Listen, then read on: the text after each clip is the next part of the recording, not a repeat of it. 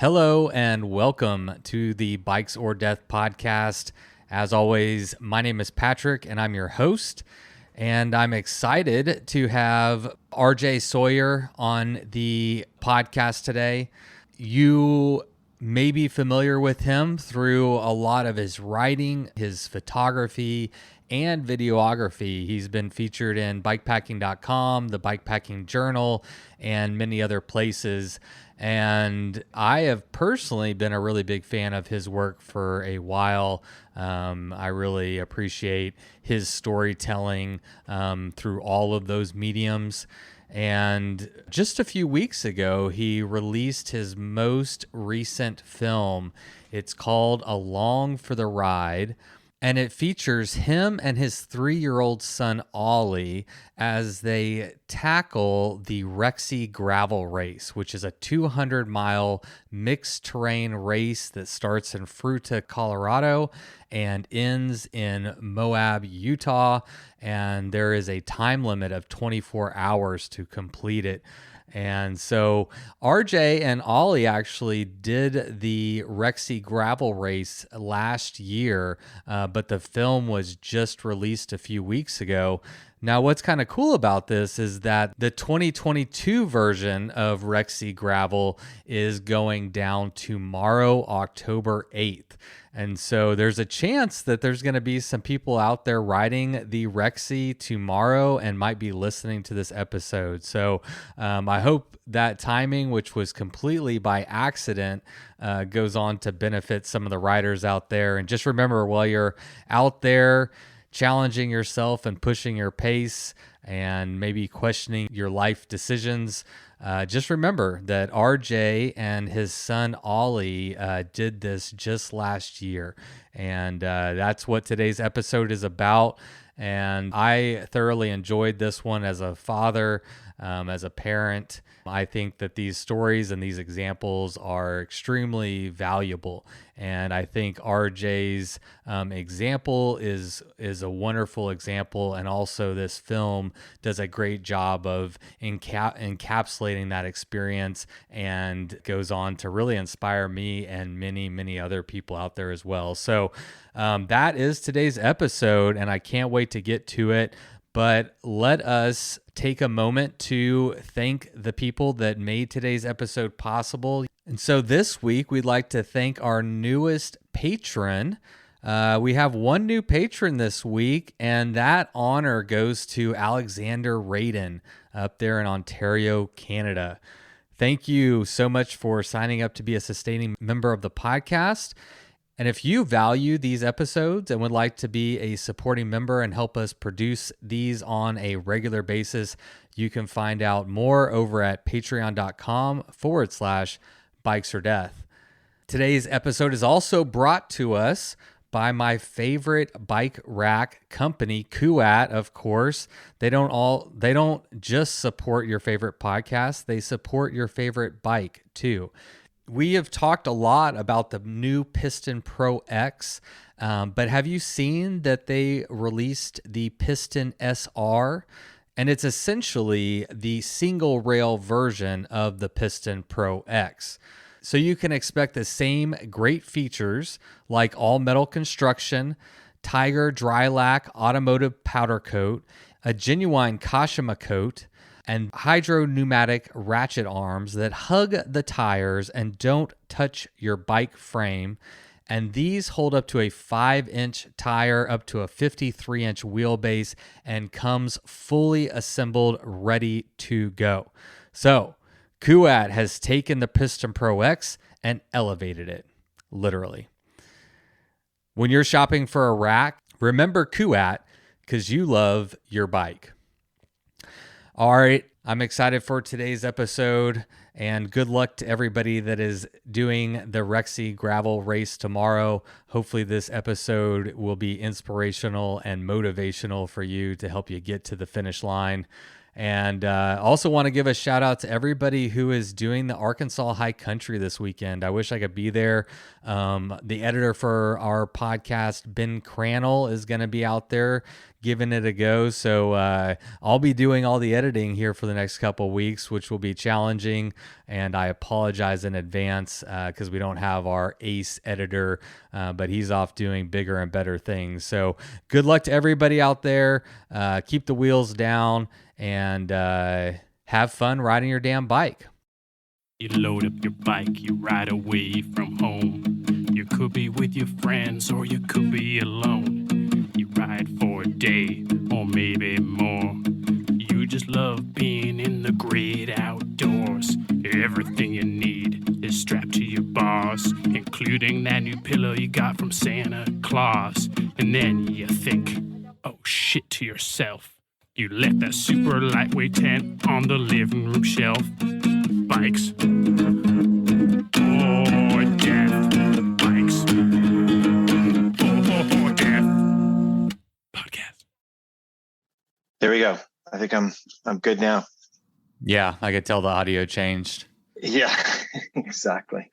How's I like it going? those Oh, it's good, man. I like those headphones. What are you working with there? They're the Bose QC35 to be specific. How are you getting your audio? Is it It's recording wireless, audio? and then it just like, I guess there's the mics built into the headset itself, but it's pretty impressive because it's not like I have anything dangling around me. You know, I'm wearing the Apple EarPod thing and it's a similar distance from my mouth. So I guess that works, but I like the full immersion that you're working with there.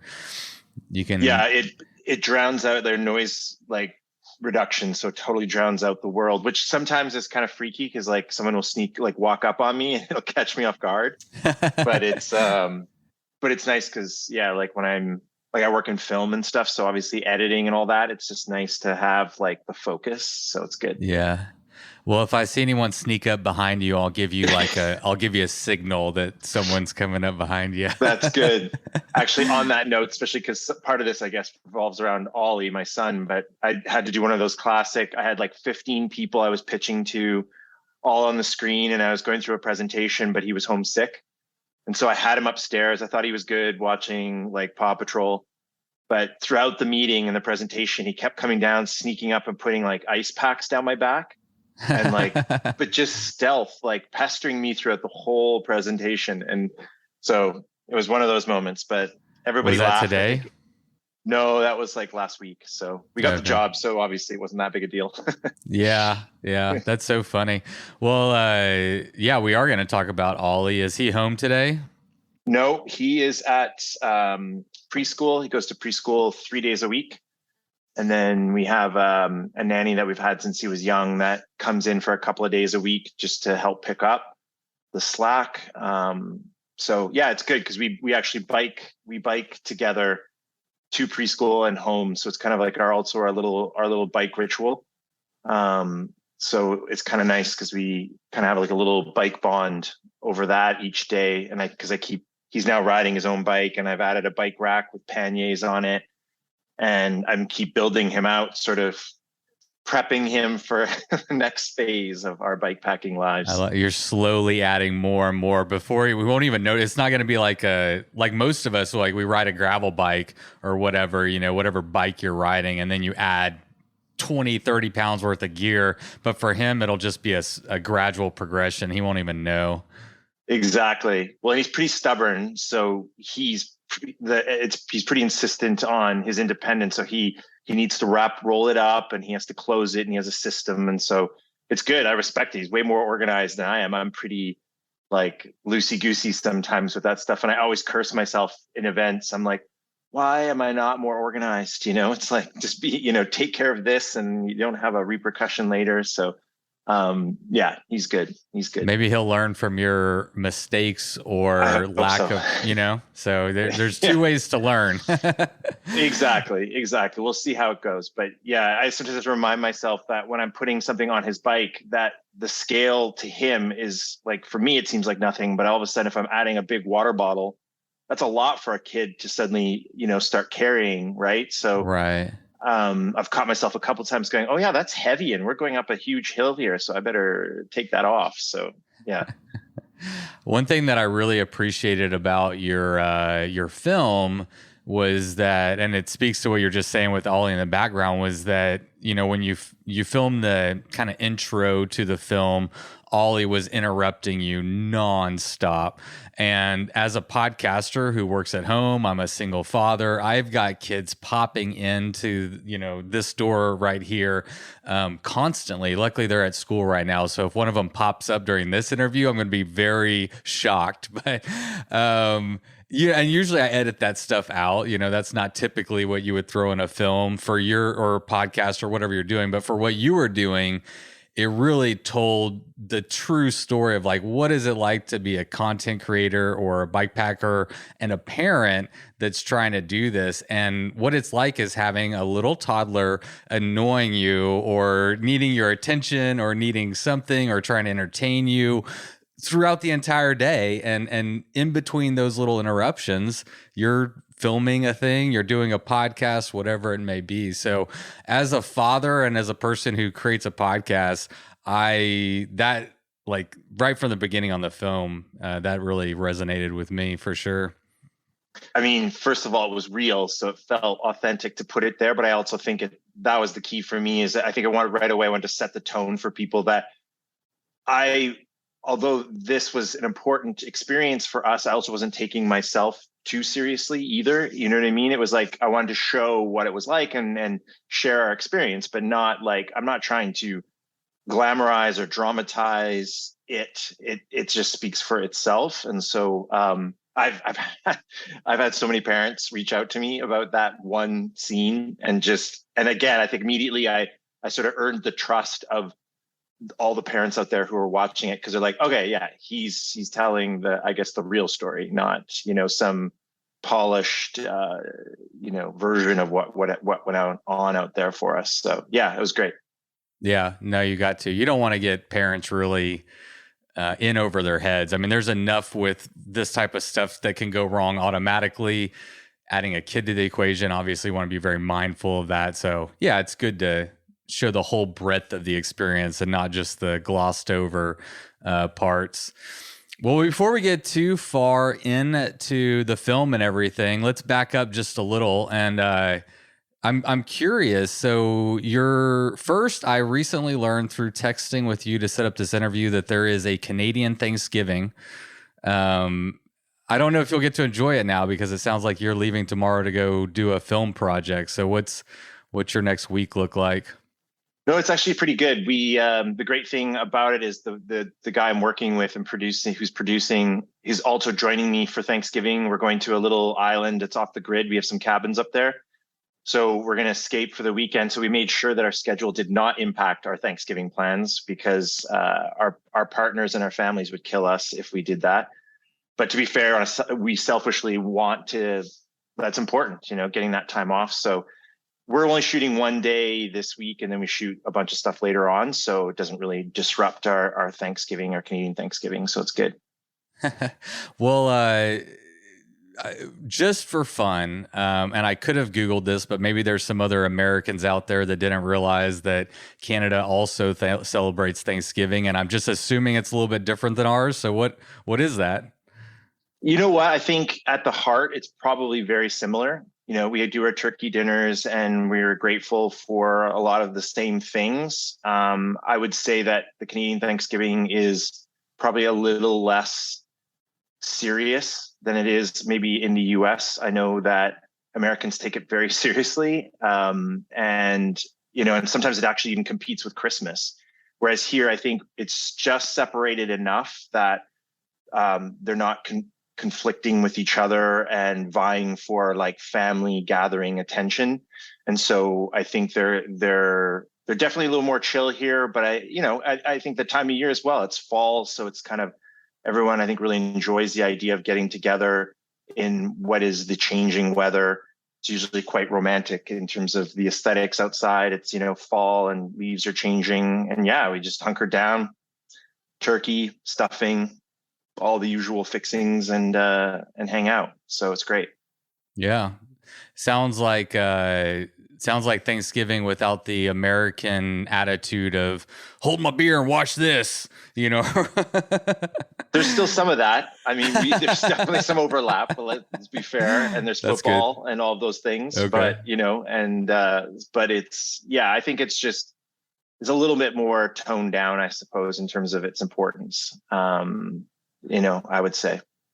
Do you want to talk a little bit about what you do for a living? I mean, I think it does kind of segue and dovetail into this film that you produced, as this is something you do for a living, it seems like. Yeah, I mean, there's a huge tie-in, really. I mean, my work is I work in the film industry as a writer, director, producer, and I edit, and I've done sort of all the different tasks within the film industry since like I was a kid. I knew I always wanted to get into that. At the same time, I was always sort of athletic and into sports and enjoyed the adventures and travel. And I think my film career has always sort of tried to weave in my personal life always. And so, you know, when it came to me doing this event with Ollie, originally I didn't actually think I would make a film because I just thought there's too many responsibilities already trying to manage a toddler during an event, and I didn't want to add that component into it. I wanted to really be present and focused in the experience itself. So I was kind of hesitant to film it, but then I thought, well, this is crazy. It's especially when I decided to do the Rexy, it felt like a really filmable event because there was, you know, road access in lots of places and the terrain was so unique. And I was like, yeah, I got to figure this out. And so that's when I reached out to Brady, someone who I'd met in Morocco to come out, and I trusted him and I knew he understood how to film an event like this and that he'd be chasing us, you know? So yeah, that was when I made that decision, and it was important. And, you know, interesting enough, I was introduced to bikepacking and bikepack racing through the making of a film. Back in 2000, I made a film, called A Thin White Line, which documented which is now called it's along the Iditarod Trail. So it's now called the ITI, Iditarod Trail Invitational. And so I was like 25 looking for something cool to do and fun to do. And I tapped into a local racer and he's like, oh yeah, I'm going to this event in Alaska. You should come film it. And I was like, great. Got a camera, went up to Alaska. I was totally like naive and in over my head, but got a snowmobile and just started following. And like 1 month later, because it was just like the longest race of all time, because of the conditions, I had all this material, made this film, and it did really well. And it was just sort of the beginning of my film career. So it was interesting that my career started doing adventure documentary, and then I went on to do commercial work and all that. And then now I've kind of circled back to it. And yeah, admittedly, I felt a bit of pressure to almost cross over. You know what I mean? If I was going to do a film and marry my two passions, I wanted to make sure it was done right. And, you know, the challenge with any documentary is they're never perfect. And that's kind of the fun part of them. They're kind of like bikepacking. You have to sort of be resourceful and use whatever tools you have and almost sort of let it be organic and accept what it becomes. And that's part of the joy of it. Yeah, absolutely. Well, it's a shame that it's taken me this long to get you on the podcast. I've been a big fan of you and your work, your writing, your photography, your video. I mean, it's very, very good. Your writing is unique and so good. You write very simply, but really bring the person along for, you know, I don't know, you're able to really at least immerse me with your writing and your photography and everything. And on a personal level, I've just been a big fan of what you've been doing. I've been enjoying being able to kind of live vicariously through some of the adventures that you've done. And whenever I saw this film that you did with Ollie, Along for the Ride, you know, that really, as a father, I'm like, okay, let's get this guy on finally. So I'm sorry that it's taken so long to get you on the podcast, but for people who might be unfamiliar with you, and just right off the bat, where's the best place people can go to like find out more about you and see some of your work that you've done? I think for me, it's Instagram. I mean, that's kind of the portal where I kind of share most things. So if people go to my Instagram account, they can kind of at least see some of the adventures that we're doing as a family, but also some of the races and adventures I'm doing on my own. And then from there, you can kind of branch out. Like I've written a bunch of articles for bikepacking.com. So I have, I think 5, 6, 7 maybe articles and a few in their journal. Some of which again are about our family bikepacking trips, which delve more into kind of the nuances of these trips that we share, and but also documenting some of the races I've done, because I try to really find a balance, strike a balance between, you know, personal events that push me as an individual, and allow me to maybe explore places I couldn't with a child or as a family, and then we pick places to travel and document as a family that make more sense, you know, that are I mean, to be honest, each trip we're evolving and learning because Ollie's changing and evolving. And so we have to really adapt to different terrain, different conditions that are sort of viable with either a trailer or just with the extra gear, or, you know, that we feel like he'll enjoy and have fun with as well. Like he kind of is starting to be more articulate about what he likes. And so he's driving some of these choices now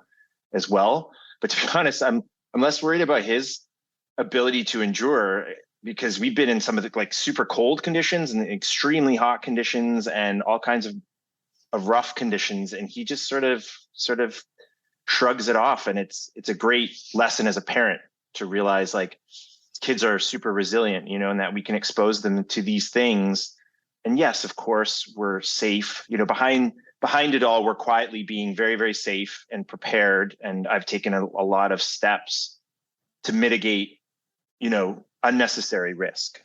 You know, we want to maintain the adventure, and to do that, sometimes you have to let go of security, you know, and to some degree, but you know, we're not trying to prove anything. We're not trying to break records. You know what I mean? We're trying to have a legitimate, authentic experience. And I would assume have it be fun for Ollie, have him want to continue this. You know, you don't want to put your kid in a situation where they're going to be miserable, and that doesn't do you any favors as a parent. Now you have a miserable kid that you have to deal with. So I can imagine you know, I know what it's like to take your kids bikepacking, and it's hard. It's hard. You got to have, you know, the consideration of whatever extra time may be a factor. Safety is the biggest factor, I would say. And ultimately you want them to grow in love with the same thing you do, and share that with them. And it's not very fun if they're not having a good time. So going back to your introduction to bikepacking, that is a very cool and neat way to get involved or introduced to bikepacking. Where were you at in your personal life in terms of like, were you in any other sports, or what was your background like that when you saw this, you were like, okay, this is something I want to do or want to try? Yeah, I mean, I was always outdoorsy, and I played lots of sports, and loved the outdoors, but I was certainly not an endurance athlete growing up. You know, I dabbled in some things, and I recently moved from out east in Canada to the West Coast to British Columbia, where it's a very different mentality there. Outdoor activities like mountain biking and kayaking and rock climbing and all those things are just more prevalent. So I very quickly got caught up in that world and met people and was starting to learn really fast. So we were those, you know, weekend warriors doing like, you know, weekend races, and we were pretty good and doing fine, but it was all new to me, but I loved it. And that's when I had that opportunity to go and film. You know, I was looking for a film to do, and I had that chance to go film the Iditarod race. And I think that certainly introduced me to the scope and scale of what was out there. I mean, that being said, it was still in its infancy, I would say, bikepacking, and it was still very niche. You said this was 2000, right? Yeah, like, I mean, that's very early on. Exactly. So like, to be fair, I don't even know how much it even really existed back then, because when I filmed it, I absolutely loved the experience, and the experience of making that film is still one of the experiences I'm most proud of, just because what I had to go through to finish it. And I was proud that I did that. And so it was a a big moment for me on a personal level. And I remember walking away saying, oh, I got to come back here. I got to do this, for real. I got to be one of the people on the other side, actually riding and pushing their bike. It oddly took me 14 years to make that leap. So it wasn't actually until almost more than a decade. Yeah. To finally get involved. And that was just a set of circumstances that opened the door for me, which was basically Andy Heading, who was the individual who won the race that year. And I filmed him and became friends with him through that experience. 14 years later, it's like, hey, we're going back. We're going to go do the Alaska race, and we're going to do the 1,000-mile race. And there's a guy, Frank Jansen, who lives there, who trains athletes to do these events. You could train with him and do it. Why don't you come? And I'm like, yeah, let's do it. And so I had a year to prepare, and I'd never done anything of that scope and scale. And the event organizers, whom I knew and kept up with through the years because of the film, were gracious enough to basically forego me having to do some of the preliminary events that you have to do to qualify. And so they were allowing me to basically do the 1,000-mile race right off the top, mainly because they knew I knew the trail and what I was getting into because I'd filmed it. And they also knew that I was surrounded by really good, experienced people that I would be training with. So they felt like I was taking it seriously and preparing for it. So yeah, so that was the big leap that sort of happened. And then for me, I was just got addicted to it and kept going. Did you film that one? Did you create any content around that experience? And how did that stills. First one go? Go ahead. Yeah, the only thing that came out of that was I wrote an article. I wrote about it, obviously, as I do with all of the things that we do. And I took photos. But it was, I think it was one of those ones where I was like immediately I wouldn't say in over my head. I was prepared, but it was such a new thing for me that, again, I wanted to respect it. And so I had no other distractions other than I am going to finish. And so, and also, to be fair, I knew from my own experiences in the past that filming in those conditions is so difficult. So to try to race and take care of yourself and manage equipment was quite difficult, even though I think now, equipment's getting better and better and better, and so much easier to film, as we can see with, so many more racers and travelers are documenting their own trips because the gear allows for that. Right.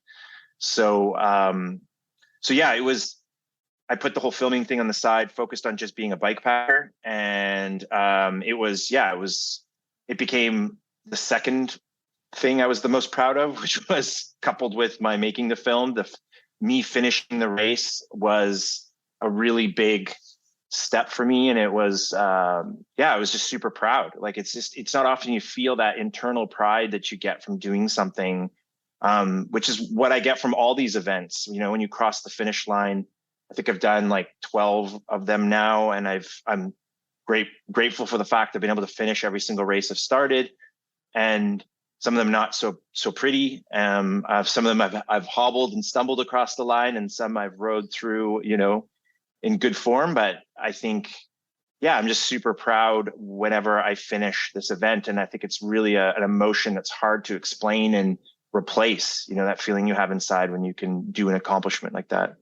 Yeah. I mean, 1,000-mile Iditarod for your first one is no joke. I mean, I can't even wrap my head around that. And equally, I can't wrap my head around, surmising your past decade long of expeditions. It started with Iditarod Trail in 2014, and it's kind of culminated recently with you did Tour Divide this year. I believe you came in 26th place. Right behind Nick Marzano, who was on the podcast, who came in second. Did you run at 22nd? Did you run into my friend Nick out there when you're on the trail? Oh, absolutely. We were flip-flopping a lot. And I was hanging with those guys quite a bit. And they were super, super nice. And that's part of the joy of these events, are the people that you meet. I think I referenced it in my Scottish, when I did the Highland 550, I talked about it in an article, and I sort of came up with the term of fast friends. And which is what you create, I think, when you're on the trail. You may cross someone and share a muffin together, or, bump into each other in a weirdest situation. But I think because you're sharing such a crazy, interesting moment in your life, you just create this immediate bond. And so I have a lot of those, and people who I just sort of, see on social media or whatever, and we keep touch. But yeah, it's just like a connection you create when there's those people who are kind of around, you settle into your pace, and then you tend to run into similar people. It was a shame because I had a dental issue. My wire was loose in my mouth and was like cutting up my tongue. And I was like every time I tried to eat, I put gum on it to hold it. Yeah, exactly. That wire came loose, and it was just like basically hacking up my mouth every time I tried to eat. So when I was in Breckenridge, I was just ahead of them leaving, and I was like, I can't keep doing this. Like, I can't eat. And we've been doing it for 2 days. And I thought, this is the last kind of town I'll be in that has any facility. So I basically Googled dentist and found a dentist office that was actually open. And I walked in there, and I was like, I must have looked like a freak because it's halfway through the Tour Divide. So I'm in all my gear, totally gaunt and muddy and dirty. And it's like, yeah, I can have an appointment. And so they squeezed me in the end of the day, but it was kind of I needed to make the decision, but it was also a tough decision because I think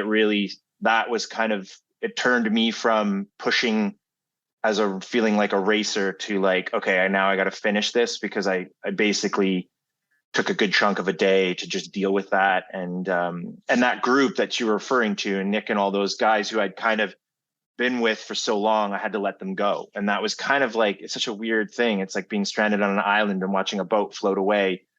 It was very, very emotional. And I think the Tour Divide this year was one of the more emotional races I've ever had.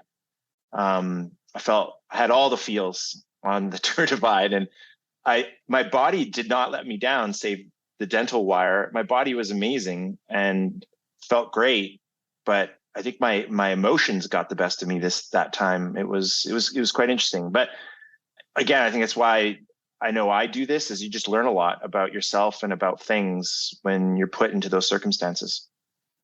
Talk more about the emotions that you were having, if you don't mind. Has it been a culmination of something you've been leading up to with the Tour Divide, or what were you experiencing when you were out there? Yeah, obviously I wasn't prepared for it necessarily, because it kind of hit me unexpectedly. And I think really now that I've had some time to reflect, and I'm actually, I'm writing about it, and, I'm going to put an article, I think, in the next journal, bikepacking journal, about it, because I think it's actually important. And I've seen a lot of other articles and people talking about sort of the mental health side too, of all things, but certainly in bikepacking. I think when you put yourself through such an intense experience, there's definitely a psychological whiplash, I think, to that. And in this case, I think I had a really bad back injury, and I hadn't really dealt with too many bad injuries through the last 10 years. And this one forced me to quit a couple other races I'd intended to do. And I wasn't sure I'd get to the start line of the Tour Divide. Like, I literally remember I couldn't even sit down on the toilet like a week before. I was just like in just a huge pain, but worked really hard with some trainers on mobility stuff, and kind of got myself to a place where I could get on my bike and ride. And I was actually shocked that I was fine. But I think I spent a lot of energy focused on getting better, that maybe I wasn't as focused on some of the other things that I needed to be focused on to take on an event of that scale. So, I think I lacked some of I think, for lack of a better word or way to describe the emotional edge. I kind of went in like, not really focused on what I was about to endure. And so, my first day was exactly as I planned, got to Fernie, and everything was going great. And then I woke up in the morning, and I just literally, I've never had this before, I just kind of froze emotionally. And I sat in Fernie for 6 hours, like waiting and watching racers go by. And I wasn't really quite even sure, but I just felt this like crazy sense of I was missing my family and missing my son, and wondering if I was being selfish, and why am I out here, and is this how I want to spend my time? It was just like all this stewing emotion just kind of poured out, and I didn't expect it, and so it threw me off. And I think I kind of was dealing with that throughout the race. It kind of kept coming to the surface at times, and then you have like amazing days where things go really well, or you see a beautiful scenery or sunrise, or you get the right croissant at the right moment, and you're like, life is grand. But yeah, I had some tough emotional times, and I would say it was the first time I came very, very close to scratching, which was tough because I've never had to do that. I just never let it be part of my vocabulary. And that's not to say you shouldn't scratch. Scratching is also an important thing. Like there's times you need to scratch. I just never had one yet. But I was sitting there, and I was just lucky. You know what? It also, again, talking about mental health, I had a really great network of people around me that I could reach out to, and who understood me and knew what to say and didn't give me an out. I was waiting for someone to give me an out, to say, hey man, it's okay, quit. And nobody did, because they knew that I didn't need to yet. And so they let me spill my emotions and talk about it. And then, we all agreed, just go to bed, sleep, wake up, and things will be different. And they were. And so I think the couple of times I faced that, I was able to sort of talk it out, endure, and get through it. And I think the Tour Divide was definitely the loneliest of the races I've done. I think there was more interaction with other people in the other races. And I think, the loneliness does have an effect. Oh, sure. What were you grappling with? Was it that sense of, why am I here, wanting to be with your son and your family? This has got to be, your son is, I believe, about 4 now. So, this is still probably a new emotion for you that you're dealing with as you're out there. And I bet there's other parents out there that probably grapple with a similar thing. But was that the core of what you were struggling with? Was that selfishness that is kind of there? And then how did you answer that? How were you able to keep going? Yeah, it's a great question. I think I'm 90% of the way there of figuring it out. And maybe, I probably won't figure it out, because I think that's just part of the journey, is learning each time and gleaning a bit more information about ourselves and about myself. But I would say, yeah, there was a lot of forces at play. There was, I understood that me going away for these long periods of time put a lot of pressure on my wife, Sarah, and it took time away from my son. And I think I definitely have a lot of interests and a lot of things I want to do. And I know that for the first time in a long time in my life, given my age, I'm starting to feel that sense of, I'm on that other side of the trajectory where it's like, holy crap, I don't have forever anymore. I always just thought I had forever. And time has become so precious. And so, I'm out there suffering, going, why am I suffering? Like, is suffering the right answer? And I've had these experiences before where I'd be rolling at 3 a.m. and go by this beautiful little campsite, and all I would imagine is, why am I not camping there on my bike with my friends? Like, why aren't we pulling over, making a fire and having a beer and share? Why am I not sharing that experience with someone? And so I think that idea of being alone, and which at times I love and appreciate, but I think it's starting to really sort of evaluate how I want to spend my time and what is my purpose, what am I doing and why? Because I don't have infinite choices anymore, like, just with the injury, I think it made me realize that this is going to get harder and harder to maintain this level. And yeah, I think I was also just a bit frustrated because I'd made some of these emotions, the fact that the emotions got the best of me, and then started to actually impact my goal, my speed goal. So my performance was deteriorating. So all of a sudden that compounds my emotions. So it all starts to pile on top of each other. And I've talked about it before. I think when you don't grow up being an endurance athlete or doing events like this, you're always challenged with, do I belong here? Am I really meant to be here? And am I a fraud? And so again, when you start to slip down that slope emotionally, then you start to let all these negative thoughts pour in, right? And they all start to attack. And I thankfully, in this case, I wasn't really on my trips. I use photography as an outlet. It's a great way to stop and slow down and take pictures, or to write. But sometimes when you're racing, you don't have that outlet, because I'm not stopping and taking photos. I'm not absorbing the place that I'm in maybe as intimately as I would on a bikepacking trip. I think it's just a lot of forces of identity, trying to define and understand where do I fit in my own world, And so when you're tired and you don't have calories in you, obviously get more emotional. So I just think this stuff just kind of comes to the surface, and you're alone with yourself. So you know what I mean? You're having like I joke, it's kind of like I had those Gollum conversations where I was talking to myself, and sometimes you just get bored of yourself and you want somebody else, right? So yeah. Well, bike pack racing is, regardless of, if you're a parent or not a parent or have significant others, it is a selfish endeavor. It is solo, self-supported.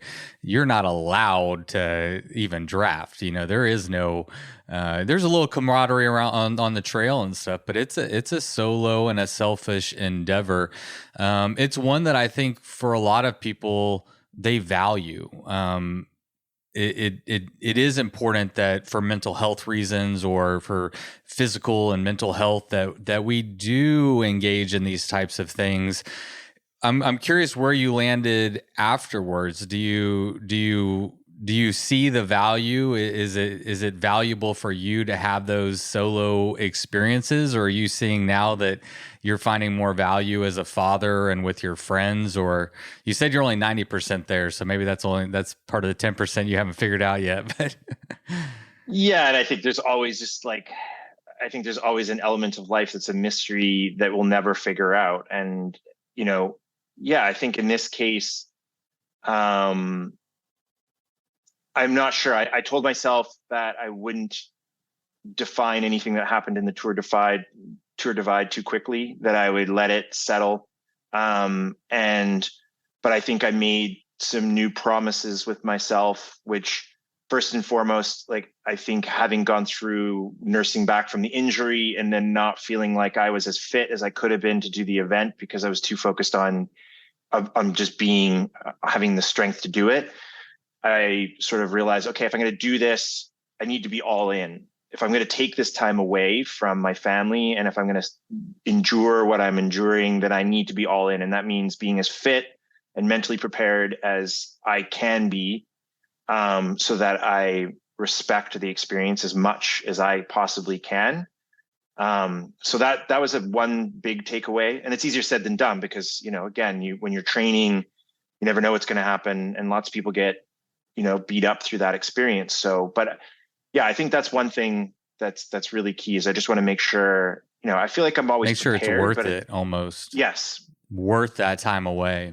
Exactly. And that's the big part of it now is like, how do I balance that? But I also think it's really healthy for us to have our own experiences. I think that what I gain and take away and learn about myself, I can hopefully bring back in a positive way to, my family. And I think that, what I learned by doing these races, whether it be technical or gear or me getting in good shape, makes me better as part of our team, which is our family. When we do our trips, I'm able to pull a lot of weight, like it's not easy pulling, a 40-pound kid and then all the gear and all the trailer and keep doing that day in and day out. So I think the races keep me honest and scare me enough to keep me fit and healthy so that when we do go do our family bikepacking trips, those don't feel like a slog. I feel like I have the strength and the energy and the capability to endure those as well, because as you've alluded to, it doesn't turn off. You get into camp and Ollie's been sitting in the trailer all day. He wants to get up and do stuff. So,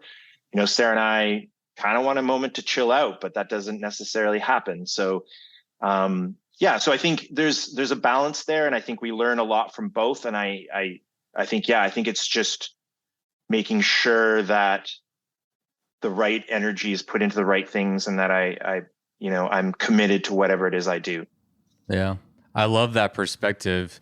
You're doing bike pack racing to train yourself to be a better bikepacking family. You got to be the mule. You got to carry all this stuff. That's why you're doing it. You're not doing it for you. You're doing it for the family. Yeah, that's the excuse. I have to use that to justify when I'm planning my next trip. Like Sarah always laughs because we have a calendar. Obviously, we share a digital calendar, iCalendar, and she'll all of a sudden see something pop up in our mutual feed that's Tour Divide ? And she's like, oh no, he's thinking of an event coming up that he wants to do, but I always put the question mark at the end. It's more like I'm penciling them in and sort of seeing where they fall. And that's the other part of it is it's sort of juggling what events are viable for me to do, because, you know, Sarah's a teacher and that's really great for us because we can use the summer to go and do a bikepacking trip. We try to go do a bigger trip overseas. Like this year, we're going to Tasmania to do a bikepacking trip over Christmas. As a family, then, I assume. Yeah, as a family. Cool. So I kind of anchor my year around that of Christmas, March break, and summer. And we, you know, and I keep asking Sarah, hey, what do you want to do on these holidays? These are your holidays, you know, as much as almost more so than they're mine. And she's usually the one that says, I want to go bikepacking as a family. So I think that for all of us, it's like a great grounding way to ground. And I see that with Ollie. He's grounded when he's out there. The reality is he's no different out there than he is here. He has his bad days, good days. He whines, he complains, he has the time of his life. But so what's the difference if we're at home or we're out on the trail? And that's the part that we've really learned, is that we're not, you know, he's just going to be himself no matter where we are. At least we're doing it somewhere where he's being exposed to new things and learning new things and challenged as well. Yeah. The threshold really is on the parents when you put it that way. Like Ollie's going to be Ollie, whether he's at home or out on the trail. It's really your threshold for handling those situations when you don't have, you know, Paw Patrol and you don't have all of the snacks handy or whatever it is, you know, like you are putting yourself in a more challenging environment more oftentimes than not. Ollie's not going to really care probably unless he's just freezing his butt off or something like that. Yeah. And it's like, you realize too, that Paw Patrol is just what he knows here because it's part of the ritual here, for example. And that when we go out on the bike, he, you know, something clicks with him and he switches gears and he's like, okay, now Paw Patrol on the TV, which, you know, he doesn't spend a lot of time on, but that suddenly is replaced with his adventure box. And so now the adventure box becomes his TV. It's just a little box that we bring with us every trip and we try to add stuff to it and or bring things that are relevant to the trip we're doing. And that becomes his precious commodity, which has his rope, his plastic camera, his little guidebook, and you know, his clips, which he's obsessed with his little clips. But that's what's amazing is he then becomes focused on those things, and those become his distractions and his toys and his imagination. And so, and it doesn't take long for him to suddenly know, hey, we're bikepacking, and you know, it's so nice for me to see. We've watched the film now several times because he's requested it.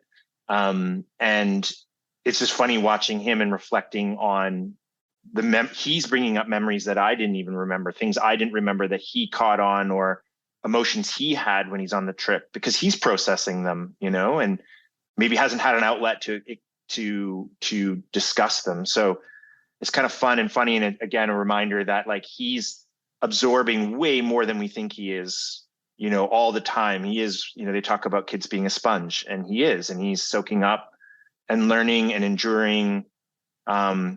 And yeah, those experiences out there, I think really, really ground him and then ground us as a family. My 5-year-old, when I take her bikepacking, it's amazing to see this switch. You know, I mean, at home we have endless toys and digital interactions and all kinds of distractions and stuff. And we can, as parents, we can be like, oh, well, we need all this stuff. But the crazy thing that I've learned, and every kid's going to be different, but my daughter, my 5-year-old, when I put her on the back of the bike, and she's on like a trailer bike, not the trailer, but you know, she's on her own thing, so she can pretend to pedal while I'm really pedaling. And she will sit back there for hours, endlessly entertained with nothing but she's singing songs, she's pointing out wildlife, she's pointing out trees, and she's talking to the trees, she's talking to the wind, it's such a good experience and a realization for me as a father that really all these other things are just distractions. And I think all of us as human beings, whether you're 5 or 50, you crave and can relate to immersion in the outdoors. Does that resonate with you, or have you seen anything like that with Ollie? 100%. You know, I mean, we get we get on the bike, and there's times like we're just like, Sarah and I are rolling our eyes because he won't shut up. He's just nattering on about everything. And we're like, where is this coming from? And we're climbing up a hill and we're just sort of tired. And of course it's amazing. And, we laugh at it all, but it's like, and I'll see Sarah drift back sometimes. She'll put her headphones on and fall back because it's the one time that Ollie can't actually physically climb all over her because, like most kids, he just wants to be on top of mom all the time. And so I think that's why she keeps choosing bikepacking trips, because she can physically separate herself from him and ride behind and get a little bit of a reprieve. And so that's, I think, her little secret. But yeah, I mean, by the way, I will say that is totally fair. Any parent out there will completely relate to that. And it's okay to take breaks from your kids. Non-parents might be like, what the heck? But I mean, parents get it. Yeah. And I said it once before, which was, and I have to say it again, which is like, I'm pulling the weight of Ollie, but at the end of the day, I know Sarah and moms out there are doing so much more of the heavy lifting because of that emotional demand on them when we're in these situations. And so, it's only fair that I'm the one that has to put on the extra weight and pull him, because she has to do so much and take that on. But that's where I think the motivation to go and do either like a trip or an event really resonated with me alone with Ollie, because I think, again, it's super important that we have our individual experiences. It's super important that we have our family experiences, but I also then think there's nothing like having that one-on-one time. And, I see it with, if my relatives come to visit, if Ollie has a chance to spend a couple of days with someone, that bond and connection that's made it lasts forever. They've connected. And so for Ollie and I to go where maybe he doesn't have the distraction of mom or other things, that was, really kind of secretly and quietly the bigger motivation for me. The event was the excuse in a way to go and have that experience together. And like a lot of the stuff that doesn't show up in the film, which is the 4 or 5 days around the event, to me it was so important for me. And for us, we had so many great little moments together, and I got to see him in a different way because I had his attention. Yeah. Yeah, exactly. Mom is usually there, and mom's probably the one that's getting crawled all over or whatever. And so it puts you in a position where now you have to be the person. You're taking care of everything, and you're in it together, And so that is a completely different dynamic, and I can see the value there. I want to ask you a question about I hope it's a fair question, but I could imagine non-parents listening to this, and something that I've thought of. I have a almost 13-year-old, so I've been a dad for a while, and I never really had an opportunity to ask myself this question. But I think as adventurous people in general, it can be scary to decide to have a kid, right? Like, a lot of these adventures don't take place with a kid in tow. And oftentimes I think the thought is, and we see it very frequently, where people have kids and then they just stop, whatever it is. And so I'm curious, like, how hard was it for you as an adventurous person, you and your wife, to decide to have kids or have a kid? And maybe how has that shaped your life, if that hasn't been too big of a question? No, and I think it's a great question, because you see it all around. I know people who have made that very conscious choice to not have kids because they want to continue to live the life they're living. And for sure, a kid affects that. It impacts it, no matter how you cut it. It doesn't matter how good a kid is or how much they want to share in those experiences with you. It's challenging, and you have to compromise. And so, I think, to be honest, I think that I was distracted by enough interests that the idea of sharing with a kid in this experience as a family sort of outweighed any of the selfish reasons or things I would feel like I'd be missing out on if I didn't have a kid. And I think being a little older when I made that choice was also a little bit easier, because I think I was able to, I got to a place where, I've done a bunch of stuff. And so I think I'm ready for this now. This new chapter is a little easier to handle, when you've had some opportunities to do things on my own. And I also think there's a level of ignorance. You don't know what you're getting into, really. And I think people can tell you all the time, oh, it's going to be this or that. And you don't really know until you have a kid. I think and I even catch myself now saying to people exactly what people were saying to me, and realize like, yeah, you know what, it's different for everyone. And I also kind of make sure that that's clear, because like people are like, think that what we're doing is somehow, that's not special, but it's like, we're just doing what works for us. Like, we want to be outside and do stuff. So, hey, Ollie, you're coming along. And I think that's a big part of it. It's like, obviously we're listening to Ollie and trying to do things he loves, and we'll be conscious of that. But, I think sometimes as a family too, you just, so like, this is how we're going to live. And, you're going to come along with us, and, we're not going to drag him into these bike packing trips. I think the moment I see that he's not having fun, or that it just feels like a slog, then we won't do them. We'll just stop and we'll do something else. Because I have lots of other things I love to do, and I hope there's lots of other things he wants to do. This is just one piece of that.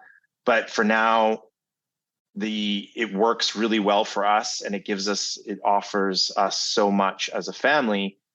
And now just seeing how into biking he is, and seeing how excited he is to ride his bike, and how excited he is when I put his little panniers on his bike so that he can feel like he just wants to feel part of the team, And so for giving him stuff that makes him feel like he's like mom and dad and he's contributing, then he gets excited. And so, yeah, making him feel like he's a part of it. And that's why the adventure box is so great, because he's got a little compass and he loves to navigate, and he's actually getting pretty good at it. Those are just, I think we're all looking for, going back to the Tour Divide, it's like you're all kind of looking for your place, right? Where you belong and things. And I think for kids, it's like right now he feels like, yeah, that's where he belongs, and he gets to share with mom and dad. And there's just no other distractions, or not the same distractions. You know what I mean? Like, we're on the trail and there's not other things that are taking away from our attention. We're talking, we're looking at things, and we're present, more present, than we are at home. Yeah, I love that. So let's talk a little bit about your own family bikepacking adventures, and maybe specifically, let's talk about Ollie's progression in the sport of bikepacking before y'all got into this crazy 200-mile adventure that y'all went on. But what has that progression been like, and how has Ollie adapted to this lifestyle? Yeah, I mean, he just continues to adapt quickly. So to be honest, that's almost never been really a problem. It's sort of us trying to keep up with him and figure out, okay, what do we need to do next, and to be one step ahead. Because the change is so fast. So, I mean, really, we just, Ollie was born sort of just before the pandemic, and in the middle of the pandemic, Sarah's a teacher, and so she was still working, and I had a bit of a lull in my work, as a lot of people did during the pandemic. So I stayed home with Ollie, and I wanted to stay fit and wanted to train, but I was the parent at home. And so I was like, well, I'm not going to just sit here. So I'm like, let's go out. And I put him in the trailer, and I'd go do my training rides, just pulling him on the back trails and stuff. So I think that was a great opportunity for us to bond. He was napping. How old was he when you started first taking him in the trailer? I think the first ride we ever did, he was like, I don't want child services to come, but he was like definitely way younger than what we did is we put the car seat in the trailer, and then like literally like bubble wrapped the hell out of it, so that and we were just doing safe trails and stuff. And so, because the biggest issue is the neck. Like, if the neck's being whipped around, it's not good for him. And the good thing is, our first ride we did like that, we did with my father-in-law, who is a doctor. So it was sort of like, I kind of looked at him, and he was kind of not frowning or upset with us. So I was like, okay, I think we're okay here. And yeah, he just, we just kept kind of adapting the safety net around him within the trailer. And then we sort of graduated to like, I'd go with the pillows. So I had pillows all around his head. So he, if he was moving left or right, because he would sleep a lot. Like, honestly, it was kind of like the cliche of parents taking their kids out in the car, right, to get them to nap. I would take him out on the bike to get him to nap, and he would sleep for hours in there. So like, I would just set him up with a sleeping bag and pillows and everything he needed, and go and do training rides on the gravel and whatever. And yeah, he was super happy. He would like yell out, he would notice things. He was always talking to me. So he was giving me cues that he was happy. And I think we all, as parents, know what those are. We can tell when someone's not happy. And there's times where he wasn't, and I would turn around and go home, and because there were days when I wasn't happy and I would turn around and go home because I wasn't feeling it. So that experience really, I think, immersed him in being in the trailer and also being out on the bike and having these little day trips. And I'd try to make them goal oriented. So we would climb up a mountain and then have a picnic, right? So there was a reward. He felt like this wasn't just him sitting in there. We had a purpose to it. And then, yeah, we just sort of would do those day-long outings. We kept kind of wanting to see where's the threshold, where's the limit, like where is he gonna blow up and be upset? And there never was one. So we started camping overnight, doing 2, 3, 4, 5 day long, week long, and then longer. And it was just, oh wow, really? At the end of the day, like a week is no different really than a day. He doesn't like, what's the difference? You know what I mean? Where we had all the tools we needed. We even then went and did a winter fat biking trip where we had the skis and the wheels so we could go back and forth on the snow. And it was minus, I think the worst it was like maybe minus 17, that's Celsius, given I'm Canadian. So you can, I don't know, do the math there. I'm not great at conversion to Fahrenheit, but it was cold. But we would we had our big sleeping bags and we were in the tent, and he would roll out and we'd find him in the middle of the night, half out.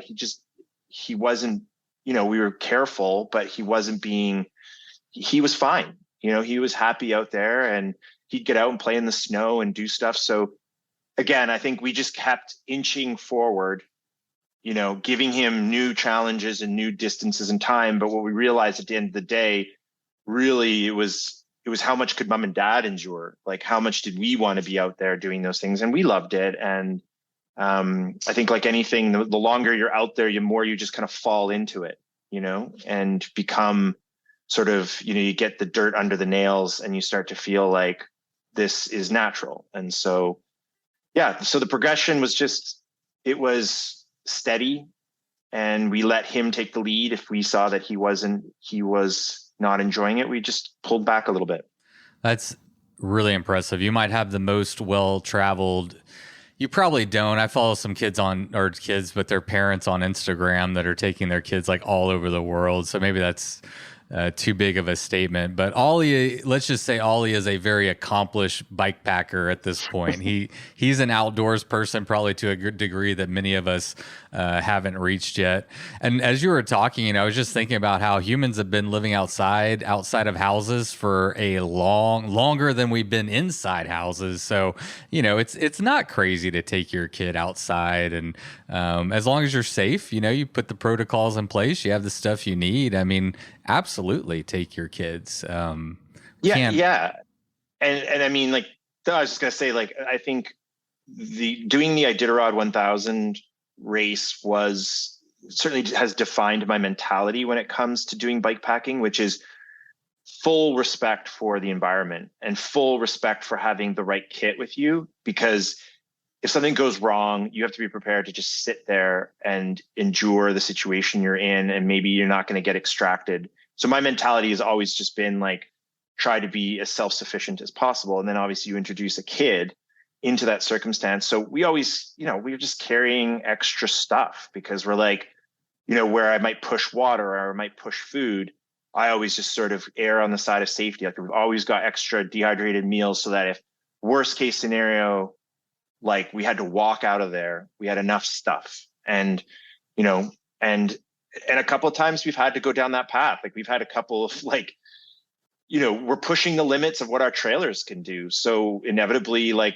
I laugh, and we were laughing because we just had a trip in Oregon that we did, and bike packing, and we just had another wheel incident. And we've had, I think, of 8 or 9 bike packing trips we've done as a family, 3 of them have been kiboshed by wheel issues. And I know you're friends with Miles, or know Miles Arbor, and Yeah. that's why I joke. I hope we can say we're friends. For sure. And I've joked with him saying it's his fault because every single time it's happened, it's been on a trail either he's recommended or has ridden, or I've seen him just before. But yeah, like the bottom line is there's more variables to go wrong. And so we have to be prepared, and we're putting a lot of strain on the trailer, and you shouldn't, gear isn't always going to hold up no matter how good it is when you're putting it through that kind of stress. So yeah, we're prepared, and we've had to walk out of scenarios where we strap Ollie to our back and we just start walking. And that's just, it is what it is, right? Again, it's your threshold as a parent to do this kind of stuff. It doesn't have as much to do with your kids. I guess if you have a kid that just hates it, then yeah, certainly take that into consideration. But my experience and talking to other parents, it's usually just the threshold for the parents. Their own physical ability to carry the extra stuff and the gear and all the things that are required, and their mental and emotional threshold to deal with those extra challenges that are 100% going to happen, whether it's just unplanned pee breaks or a tummy that's upset or a wheel that breaks and you're carrying your kid. I mean, there will be additional challenges that come as a result. So I was going to ask you, what sparked the idea to take on this big challenge with Ollie? But talking to you now, it seems like y'all have already taken on quite a lot of challenges before you did the Rexy. But what was the impetus for taking Ollie on the Rexy, for doing the film? What was the purpose? What was the reasoning for that? Well, I think I touched on in the film, which is the idea that I knew that this chapter with him was going to change. We'd been doing all of these bikepacking trips and all of just these day outings, because yeah, we've done these bigger trips. But again, what I've learned with riding with a kid is that sometimes the most fun is just going out for 2 hours, because you realize a 2-hour ride could be just as big as, 2 weeks, because the world sort of is compacted down when you're with a kid. And so we've had all these experiences, and, I could see now the writing was on the wall that there's only so much longer I'm going to be pulling him in that trailer. He's getting too heavy. He's getting more, maybe restless is the right word. He's eager to get out on his own bike. So the last couple of trips I've been carrying him in the trailer and then putting his bike on top so that he can then ride his bike for periods of time. So at least we were giving him something to do and he felt a part of it.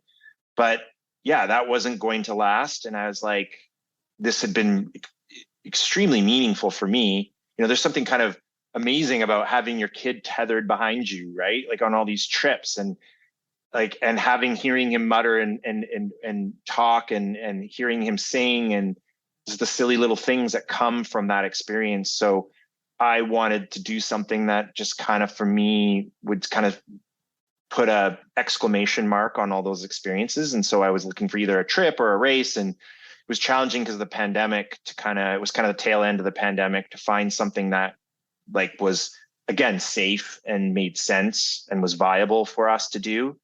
And then that's when Lindsay Belchenko from Salsa reached out and said, hey, why don't you do the Rexy? And I looked at the terrain and the course, and because there's single track is is very difficult to do, obviously, with a trailer. And so I needed to find a course that was, made sense. It also couldn't be I can climb with Ollie in the back, and I have climbed a lot of meters with him. But when you get into grades of 9, 10%, 12% with the trailer, gravity takes over and it becomes this tug of war that I often lose. So, there was climbing, but it was reasonable. So it felt like a good event for us to do, where we could have some fun. He also his favorite movie was Cars. And so immediately I was like, oh my God, this terrain's going to look like the terrain he loves from the movie. And yeah, I was just finding ways to spin it for both of us. And so that was kind of the main thing, was just really for us to have a personal experience, he and I together, and a challenge. Something that was, with bikepacking, we didn't have a time limit. We could stop, we could go slow. I was like, let's see what happens. Like, what's the worst that can happen is, we fail, which means we stop. And then I brought a sleeping bag and a tent. So if we weren't achieving what we needed to achieve to get to the finish line, then we would pull over and we would camp, So, to me, what I've come to realize is start lines are the goal now, and less so finish lines. Because if it's, again, talking about time as being precious, it's like the hard part. Like I just love everyone who's decided to do something. If someone shows up a start line, they've given up time in their life, they've sacrificed, they've trained, hopefully they've planned, they're giving up a lot to be there to try this thing. And hopefully the event or the race is the reward for all of that hard work. And so, again, it's a learning moment for Ollie too. We're going to show up and we're going to try, and we're going to do this. And whether he remembers this event, for me, I'm setting the tone for what's going to happen next month and next year and after that. And if these are our building blocks that we're working from, then, it's great. And it's a challenge for me.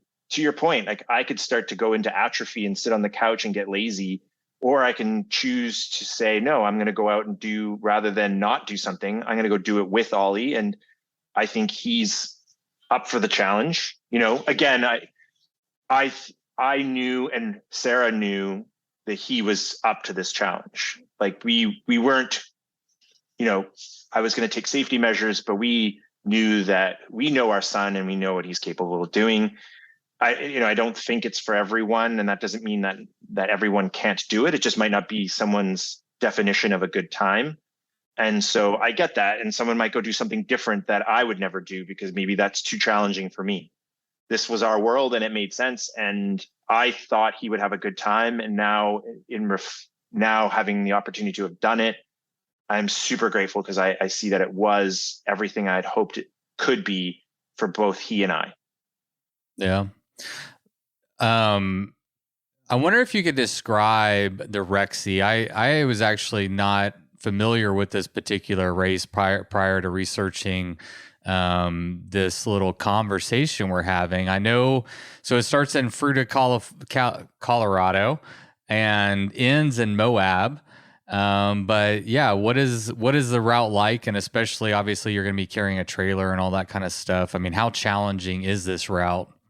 I think, the race was new. So that was why it wasn't sort of known by a lot of people, including yourself. So I think it was the first year that it was running.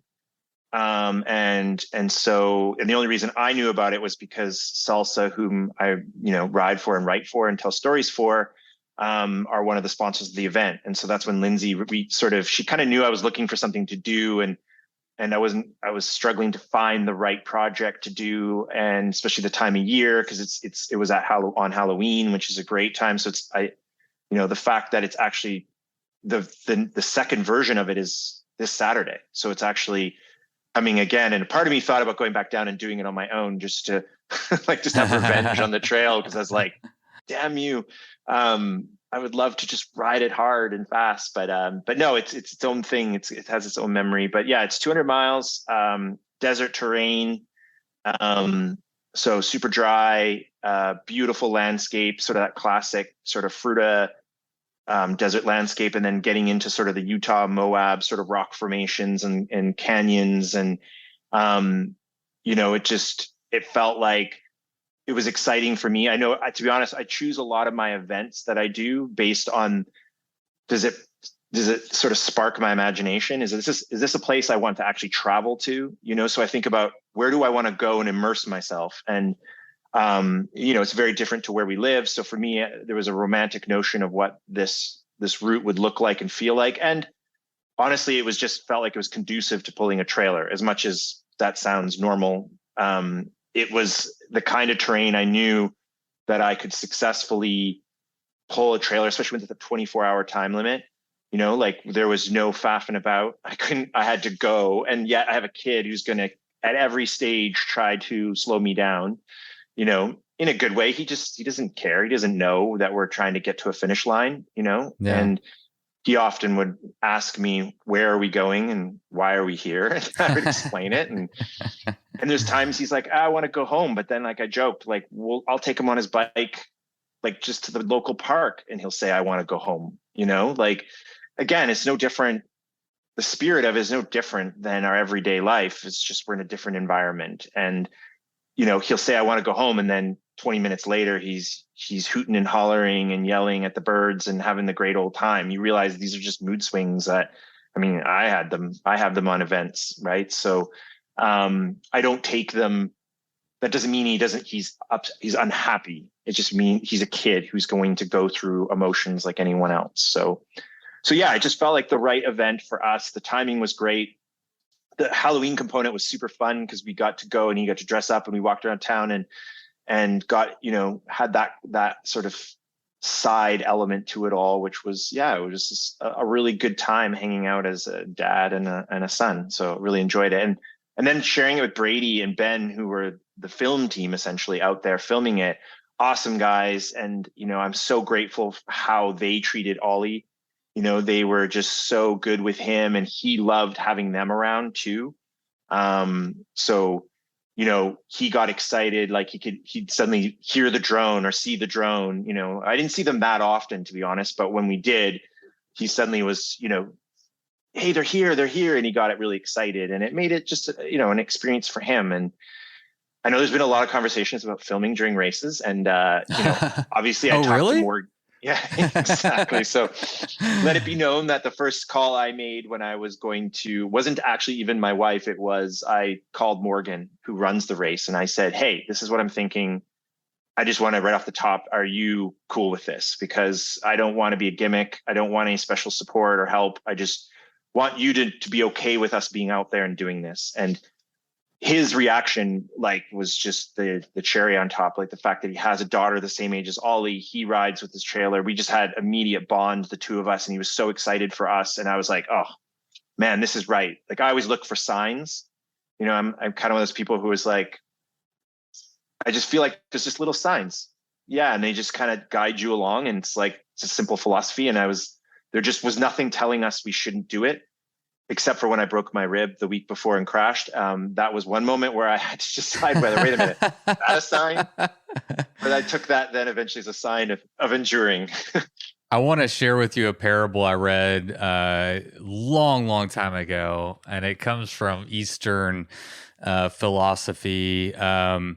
But the parable is a river. If there is a boulder in the middle of a river, the water goes around the boulder and ends up in the same spot. It doesn't go through the boulder. And so I'm much like you. It's like you can't fit a square peg into a round hole. Like, you know, like if you're getting these signs, if there's a big boulder, just go around it, you know. You alluded to your broken rib though, and I think that's I definitely want to talk about that. So what happened? Well, I mean, I think it was, you know, I was training, trying to get ready and preparing. And then I was still trying to wrap my head around the 24 hours and the pace and just like, could we do this? And so I thought I got to go out for a ride, a simulation ride, let's call it. And so I put a bunch of dumbbells and stuff in the trailer to make it weigh like Ollie, because I wasn't going to take Ollie on that day. And I went out to a local area near here in Clinton, BC, which kind of had terrain that was very similar to the kind of terrain we'd be riding. I was like, okay, I'm going to ride a course for 12 hours and just see what my time is. And just, I wanted to have kind of mental peace of mind that this was doable and get in a big training day. And so I went out, everything was great, good start. And then I started going down this hill and it was a little wet and it was steep and it got steeper and there was nowhere to go to escape. There was a cliff on the right and a rock wall. And I'm like, I can't roll this out. And I was picking up momentum. My brakes were not slowing us down per se. And I kind of let it go too fast at one point. So it was like, there was no reeling that speed back in.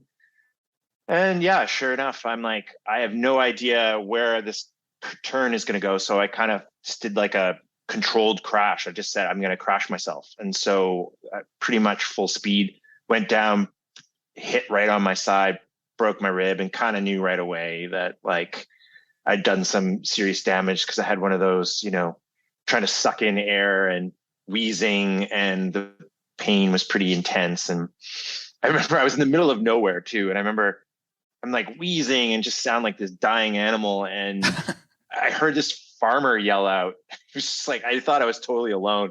He's like, are you okay? And then for whatever reason, I'm like, yeah. And I just like pride somehow kicked in, and I just kind of got on my bike and kept riding. And then the pain just kind of kept going and going and going and going, getting worse. And then I'm like, I got to walk out of here. I just go back up a mountain. So it was a really bad day. And it was like a week out from the race. So I was like, great, way to go. We're not doing this now, but yeah, I didn't quit on it. And then how much did the film, the fact that you're making a film about this, impact your decision to continue on? If there wasn't a film, do you think you might have waited till next year? That's a great question. I think that probably was a variable for sure, in that it was more, I think, the bigger picture of I had a lot invested in it. And the film was just one part of that, to be honest. I would say the biggest part was I already felt this, like the time was running out, and that this was my last chance to do this idea, like to do a race with Ollie in the trailer. Like this was my last shot. Next year, the whole point of doing it now was because he was changing and I wouldn't be able to do it in a year from now. So I think that was the biggest thing, was this is an opportunity I won't get to do again. Sure, you can go back and do another race solo or whatever, but the whole point of this was because this time with Ollie in this phase of his life was changing fast. So that was the number one driving force. I think the film, like, I think having that investment certainly helped, but I don't think anybody would have reacted poorly if I sort of said, guys, I can't do this. Like, I got a broken rib. Yeah. Like, I think people would have, like, Brady was just shaking his head going like, are you serious? Like, you want to do this? Like, he thought we would just not do it. And, he's such a great guy and he's super chill and he gets it. So, but yeah, it was actually, I think, Sarah kind of said it. She made me decide to go. Like, I definitely wanted to go. And she was just like, you know what? Just go. And if you have to stop, you stop. You're going to regret. She said it right, which is I'll regret it if I don't try. And that was really, she said that. And I was like, yeah, that's it. It's just like, this is crazy. Like, what's the worst can happen? We've already got a place booked. Like, the worst that can happen is, yeah, we stop and I start walking out of there with Ollie, and we have a different adventure. Right. Yeah. And you already know how to walk with Ollie in tow. So you got that. Yeah. I mean, sadly, I think I'm getting known more for my walking than my biking when it comes to bikepacking, which is the bad reputation.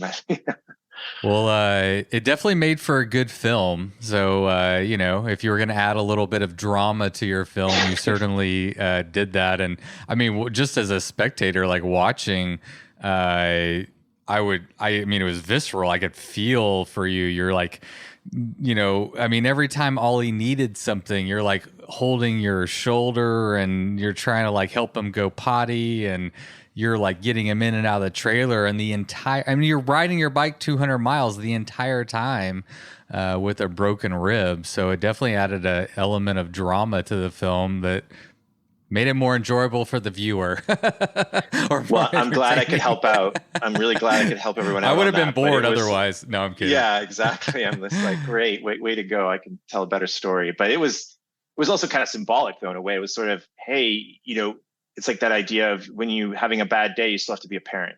And, if you're in pain, I still have to be a parent. And in a way, it kind of helped, to be honest, to distract from the pain, which is I could focus my attention back to Ollie and, be cognizant of, I didn't want him to feel like, I didn't want to upset him, to make him feel like there was something going on that he should worry about. So, I was honest about it, but I also didn't want to like overplay it either.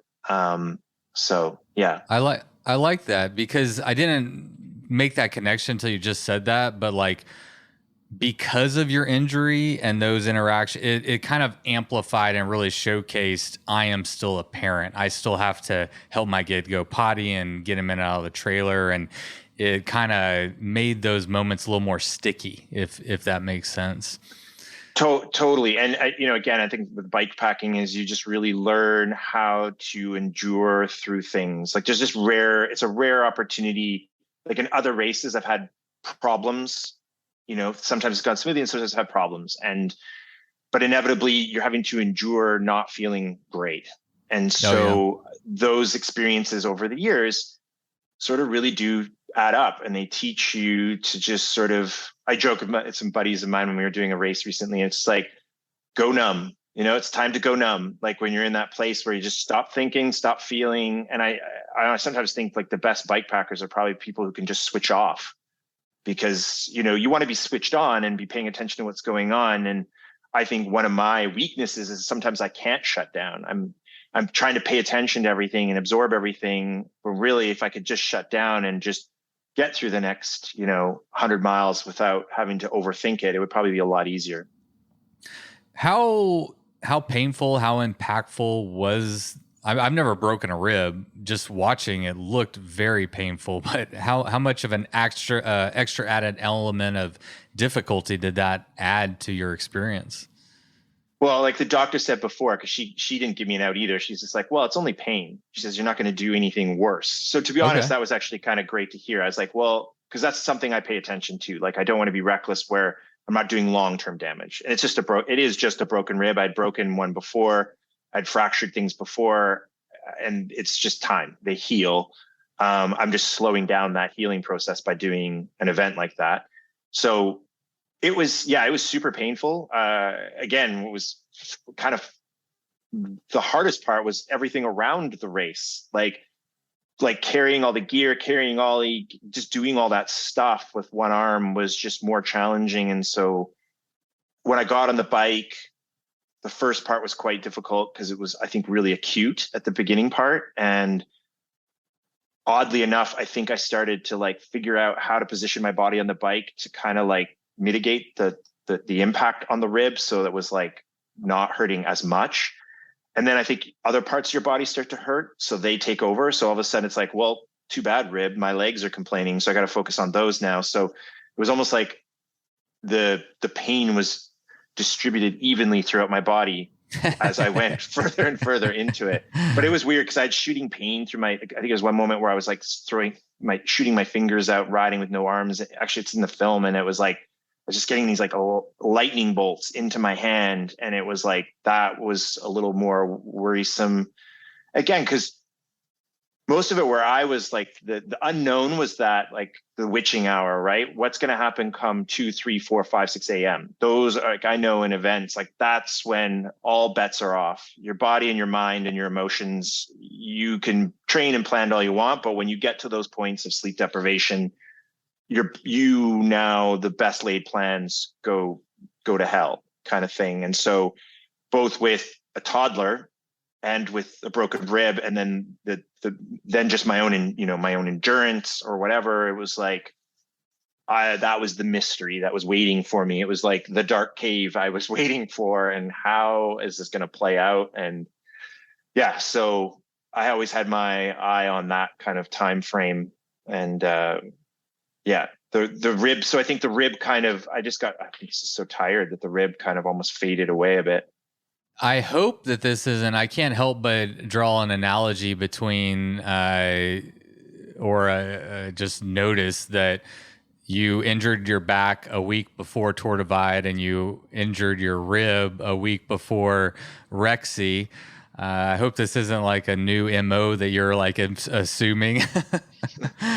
No, and I hope not either. And but yeah, I think there was also a wake up. That's what I was saying earlier, just about the divide and about future races, about showing up healthy, right? Being healthy and taking care of myself, and understanding now that as you get older, you have to train differently. And so, I'm ultra conscious of that, and I think it means training differently for sure. And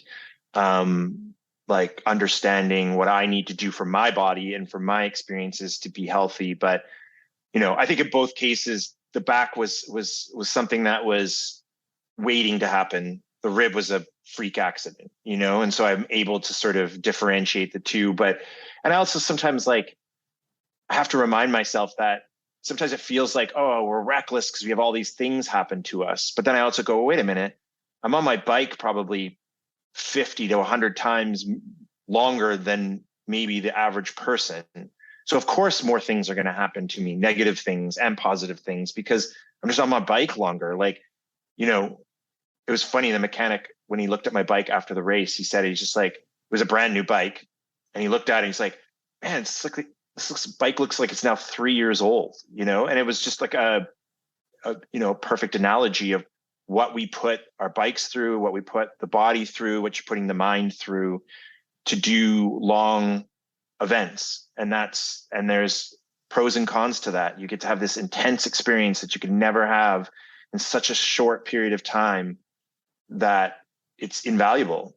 But at the same time, you're paying a price for that. And so finding balance, whether it be doing these races solo and doing them as a family, which creates a balance, or, you know, making sure we're taking care of our bodies and being healthy is also really important. Yeah, absolutely. So let's talk about the witching hour.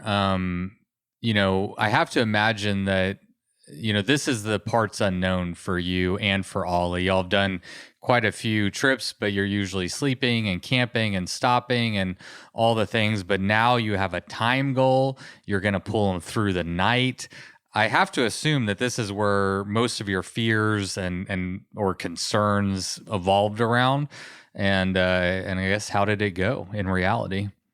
Yeah, definitely. Like I was certainly, again, more worried and concerned and thinking about Ollie. I didn't want that part of the experience. I felt like the other parts he would find joy in because he could see things and there would be, you know, more interaction.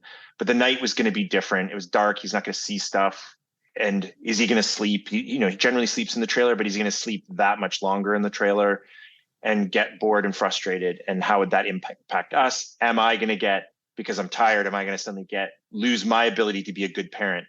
You know, and to be fair, I went in very focused on that. So I am very imperfect when it comes to parenting. Like I said in the film, like I'm impatient, and at home I'll get impatient. And as all parents we do, right? You're tired, and sometimes you just want things to happen quicker, or you just want your kids to go to bed because you've got a work project you need to finish. So I was conscious of that. And I think, you know, the great thing about an experience like this is we were only there for one reason, right? It was just to be together and ride the bike and get to the finish line. And that time together, I didn't have the other distractions, which did make it a lot easier. He, you know, kudos to him again. He finds the joy in the smallest things. He was obsessed with his lights.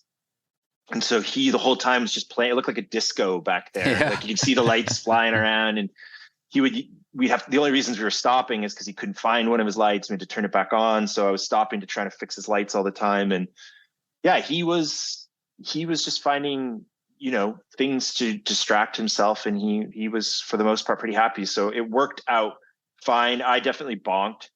I think just trying to manage that distance with the trailer. I'd done big days before with the trailer, and I'd done big days without the trailer.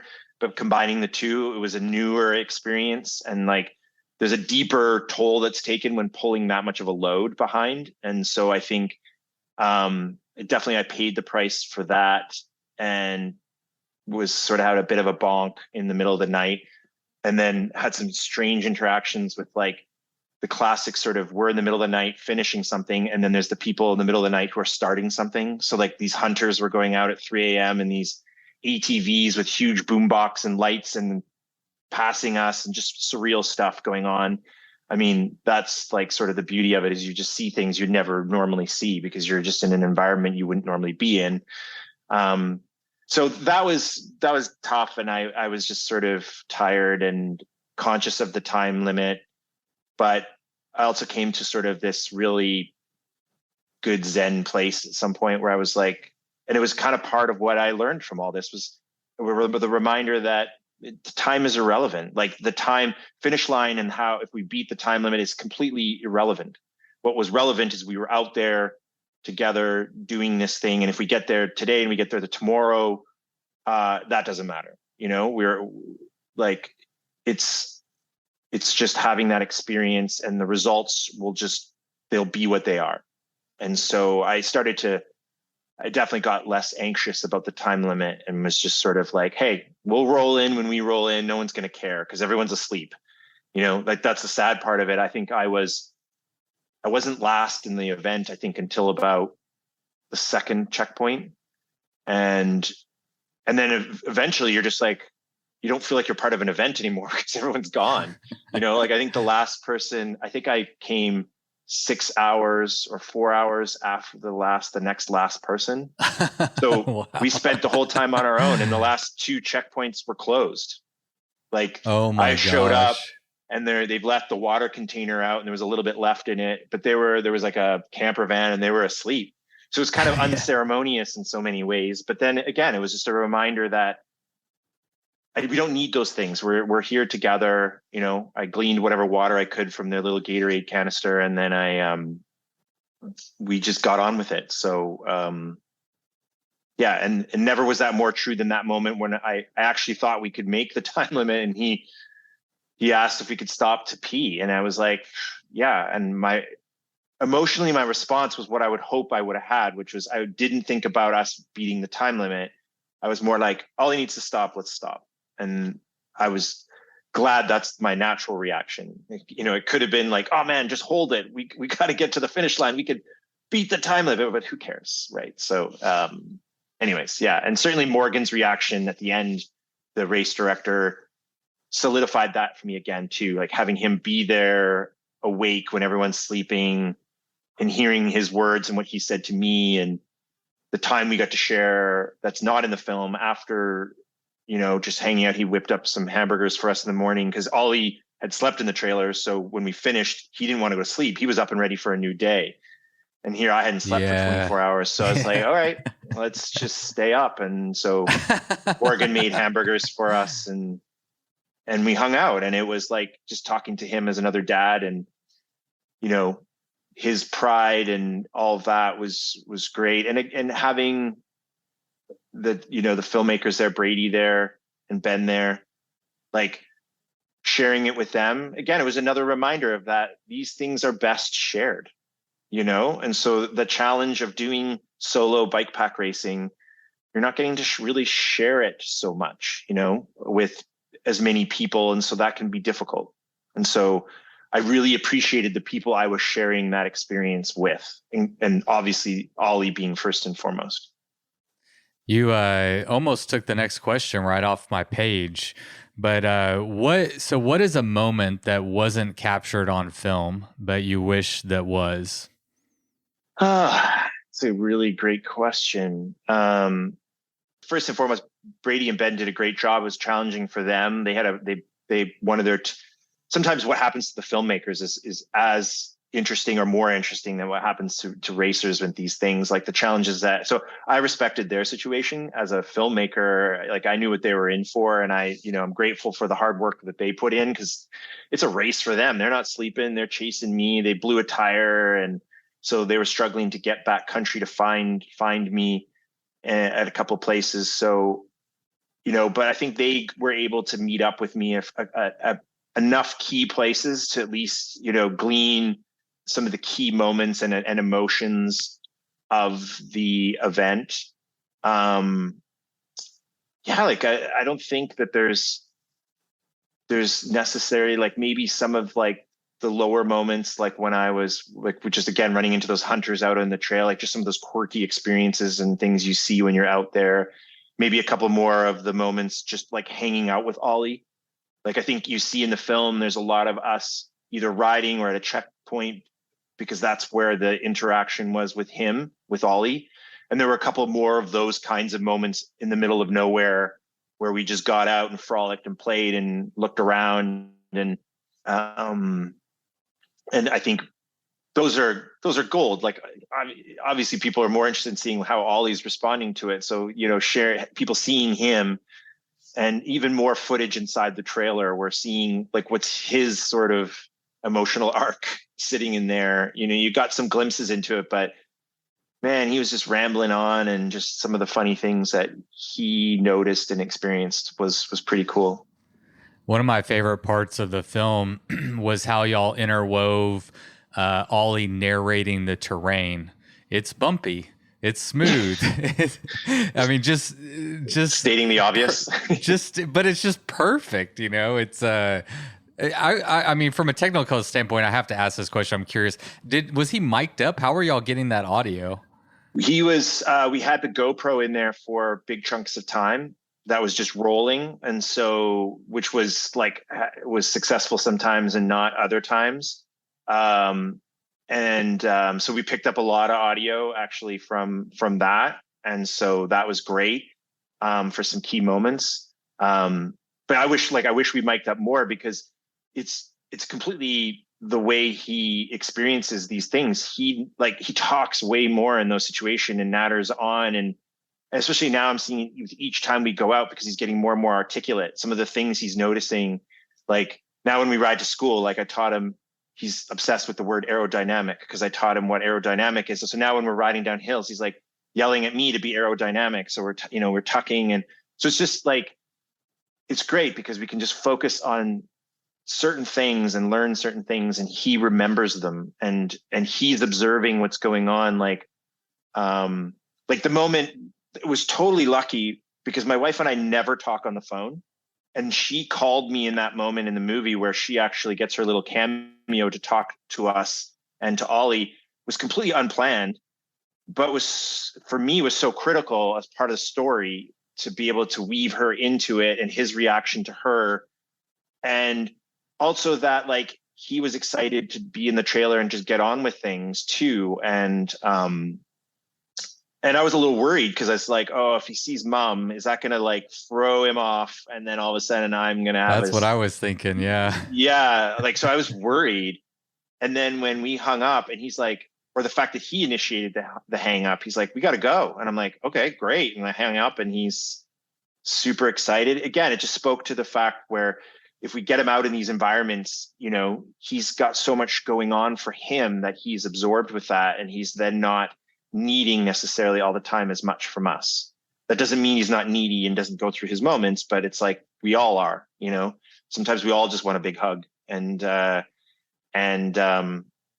so that was cool. And I think having some more interaction at some of the later checkpoints, I was longing for like an interaction maybe towards the end, and the fact that the checkpoints were empty was kind of disappointing, and I don't blame anybody for that, because it was like, I kind of told the people before, I said, don't worry about us. Like, we're self-sufficient. So like whatever happens to us, I'm in control, and you will know if I'm not. I always carry an inReach with me. It was the first thing I got when we started doing these events with Ollie. It was, you know, because it's one thing for me to get hurt and have to drag my body out of a situation. Like if something was seriously wrong for him, you know, it's very different. So, you know, I was like, look, just don't worry about us. And, you know, if someone isn't there, that's fine. But the one thing now you just reminded me is we did stop at a checkpoint, and one woman, and I really wish I remember her name, and hopefully she'll remember who she is, but a woman waited up for us at this one checkpoint, and she did not need to, because we had our own bags that we had left there. And I just said, leave my drop bags at the spot. If I come through, I'll just get them. Everything's in there. I don't need anything from your checkpoints. But she was there because they had these Halloween cookies, and she had some for us to give to Ollie. And again, just those little moments of like selflessness where she took, like, she could have gone home. She was a volunteer, but she waited till like past midnight for us to roll in the cold, and it was damp and cold, and it just kind of made my night. And Ollie was super happy to get his cookie, and in the drop bag was his Halloween bag, which had a Jeep, which kept him occupied. So it's just, you know, it's those people you meet along the way that it just reminds you of how like there's so many good people out there, you know, that it's seeing her and just having that brief interaction, and that cookie was delicious, was just a wonderful little moment I had, and it was ours. And sometimes, you know, the fact that it wasn't in the film was, maybe that's great, because it then made it our little moment that we had, right? It didn't need to be there. People didn't need to see it.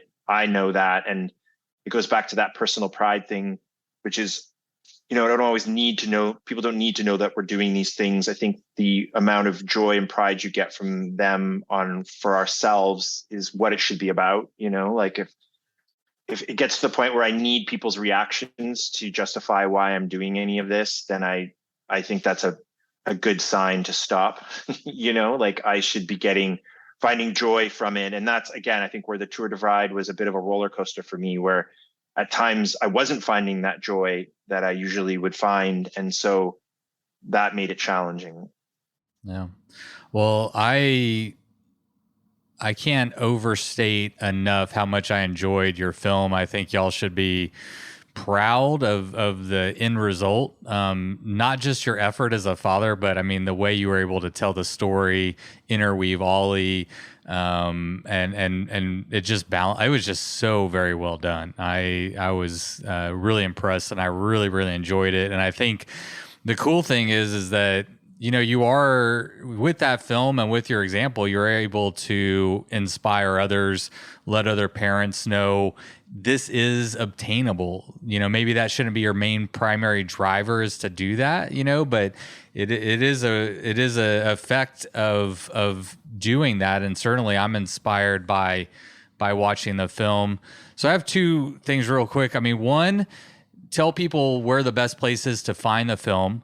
Again, called Along for the Ride and sponsored by Salsa Cycles. Where is the best place to go check it out? Because absolutely people need to watch this, hopefully. And let's start there. Yeah, so the best place, and to be honest, the only place, is Salsa Cycles on YouTube, their YouTube channel.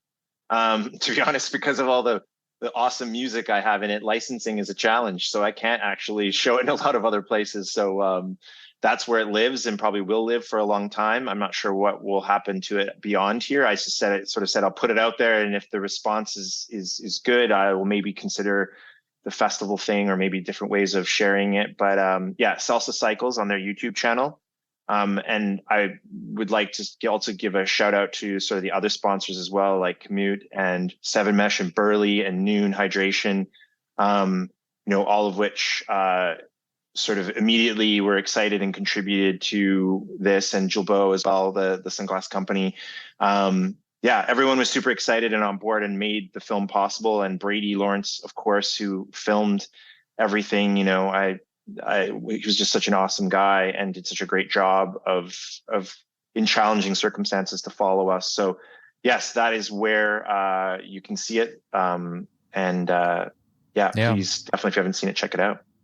Yeah, I appreciate that. As I still consider myself new on the content creation side, and I now completely understand the real value that brands have when they sponsor a film like this, and that will live on the internet forever, conceivably.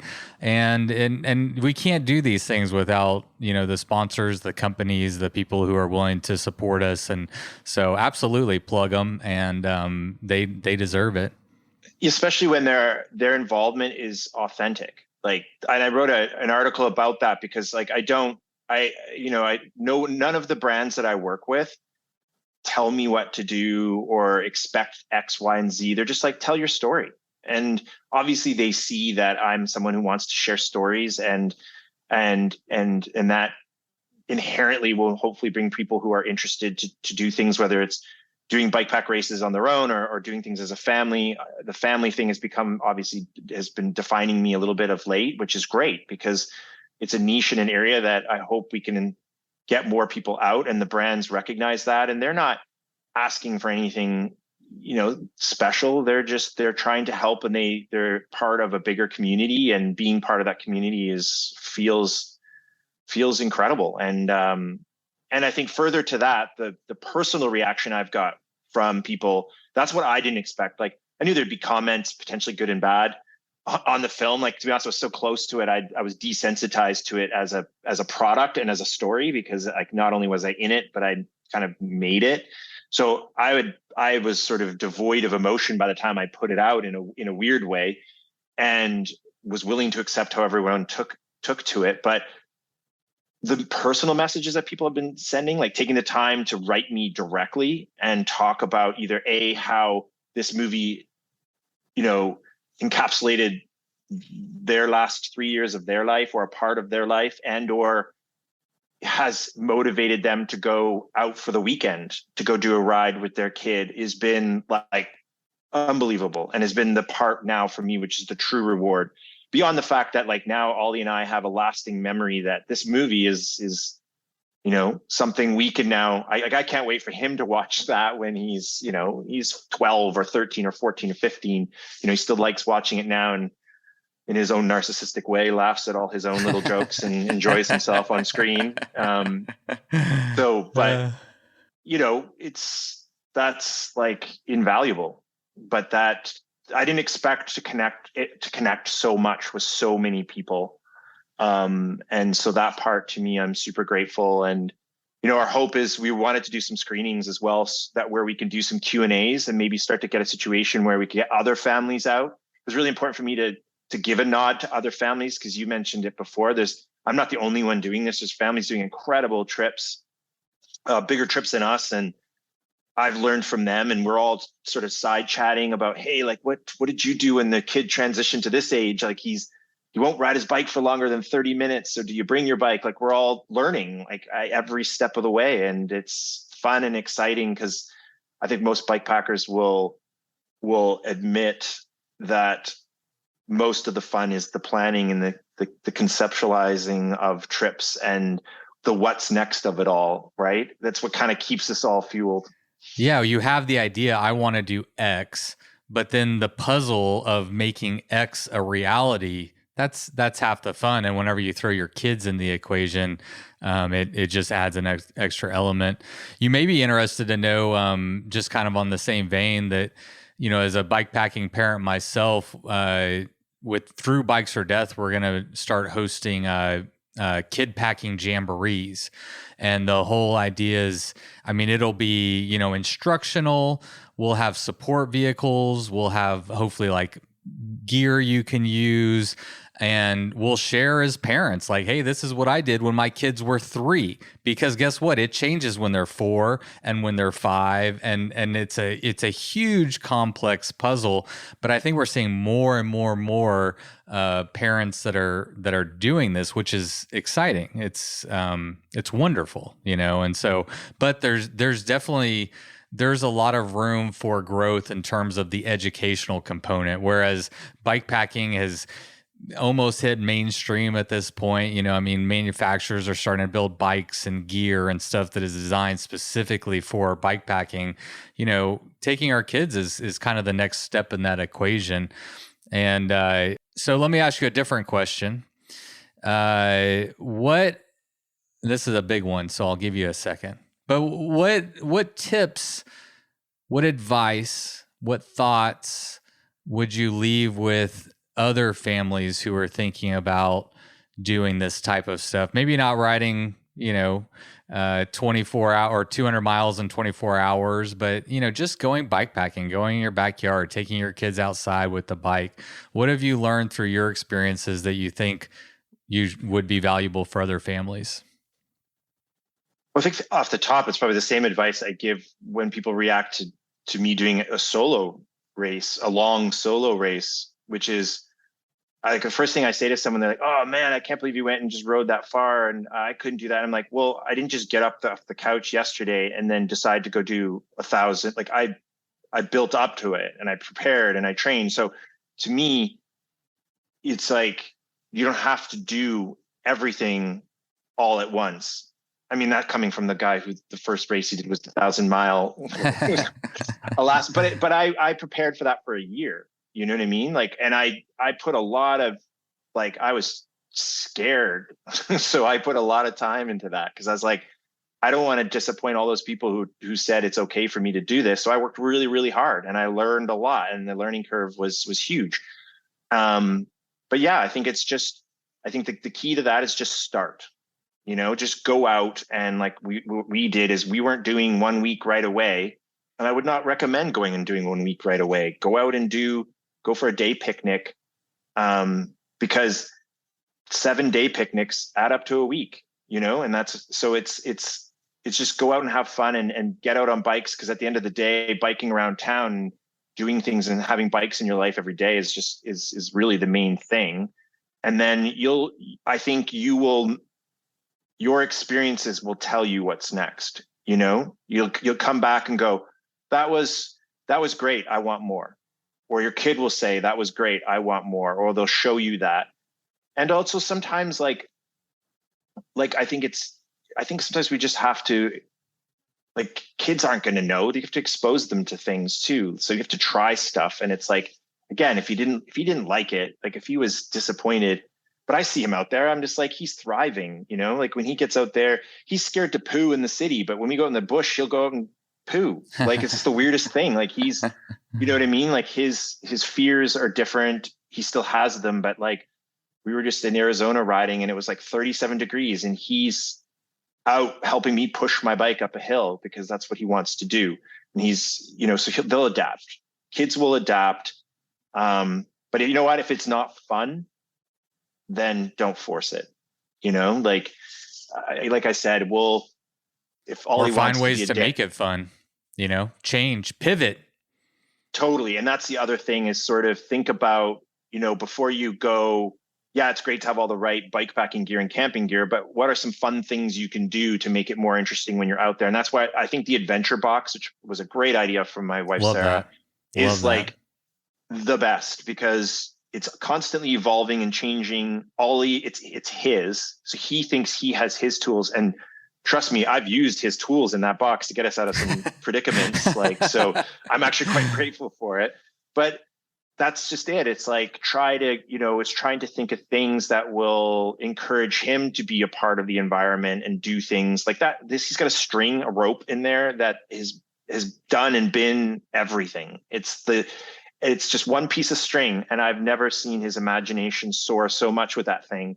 He's just constantly doing stuff with it and making up things. And it's fantastic. So yeah, I think liked your Instagram post about it, how he summited the hillside, like up a tree. In the gas station and that's just it too, is you don't need to travel. Also, you don't need to, I get that, like, we're lucky we have the gear, and I know that some of it can be expensive and hard to get sometimes, but you don't need all the gear either. Like, you can go and have an adventure close to home that's just as fun and exciting and interesting. Like we promised ourselves we're going to try and do more just one, like overnighters close to home. Like, instead of always having to think of big trips, it's like, well, no, let's just go ride and explore our areas and camp somewhere and just have a good day out, because it doesn't need to be a big exotic trip to have fun and have that same experience. So I think, start with those adventures close to home, bring fun to the experience. And then if it's just not working, then that's fine. Then either tone it down and don't do so much, or find something else. But yeah, start small and then just see where it takes you and be open-minded, really, and expect the unexpected. Like, the most important thing I always add a flex day. And that flex day, so figure out how long you think it's going to take you to do each day, and so that you can get to resupply points, and then cut that down, because you're not going to make those goals. It's, you got to expect more problems, and then add a flex day. And we've used it in so many different ways. Sometimes we've used it because we were slow and we needed to pick up the pace to get out. So we needed that extra day to get somewhere. Sometimes we've come upon a place that we absolutely loved, and we're like, we're staying. And so we'll just stay for 2 or 3 nights because we're happy, and then we're like, we don't need to get anywhere. And so I love the fact that it's taught us I worry less about big distances and how fast I'm going. It's more about trying to be more in the moment, because you have to be, and that's the beauty of having the balance of doing family bikepacking and then going off and doing a race, is they're both 2 very different experiences, and together I think they can sort of provide all of that we need mentally and emotionally and physically. Yeah, I love it. And as we've determined, bikepack racing is essential for you to be able to be a physically fit father and take your kids. So you really have to. Yes, exactly. That's the key takeaway, remember? So we all, that's the most important. People can use that now, in all of their negotiations in the future. But there is definitely a truth to it, and you have to it's easier for me to be patient when I'm doing a family bikepacking trip, when I've gone off and done a race, because like then I've For sure. I've done that now. And now I'm actually like, okay, you know what? I am super grateful that we get to stop at this coffee shop, and I'm going to sit here and I'm going to have 2 mochas, and I'm going to chill out and not be stressed about somebody passing me. You know, it's healthy. It's very healthy. Yeah. Balance is a good thing. And we can achieve it in the outdoors as well. Well, man, I appreciate it. I appreciate the chat. And like I said, I'm a huge fan of you. I mean, I appreciate what you do. And you put out there and inspire me and other people to go out there and ride our bikes and get in the outdoors.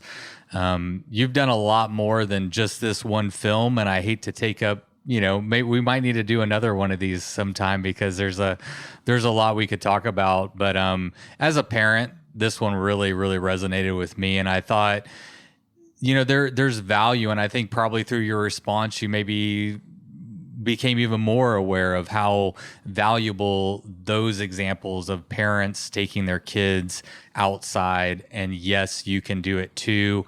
To me, that's a message that I think is very important, and kudos to you and your wife for taking Ollie outside and being an example. And I appreciate you sharing that with the rest of us. And thanks for coming on the podcast, man. I really enjoyed chatting with you. Thanks. It's my pleasure. And thank you to you, because you're also the one getting the word out, right? I try to do my little part. Yeah. Yeah. It's great. Fun, man.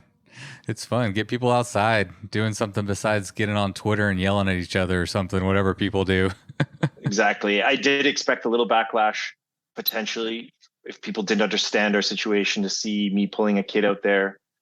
And but I haven't really had any yet, so maybe this will spur some backlash, but we'll see. But I doubt it. I think if anything, you've covered your bases. I mean, I don't, maybe it's just my own skewed perspective, but again, I mean, people have been, we've spent more time growing up in the great outdoors without houses and all these amenities than we have with them. And you're not doing anything extreme. When you talked about how you were putting the pillows around Ollie's head, I mean, I went through the exact same thing, like talking to my doctor, like, when is it okay? Because I'm eager to get out there. Like, when is it okay? And let's brace the ever living crap out of their cranium so that, what we're doing is safe, because that you want it to be safe, but you also want to take your kid, man. You want to share those experiences. And so, yeah. And like you said, I mean, there is this network of parents who were like chitter chattering. And it's like, okay, well, how do you do it? Like, what are the logistics? And so the more we can share those stories and inspire other families to go out there,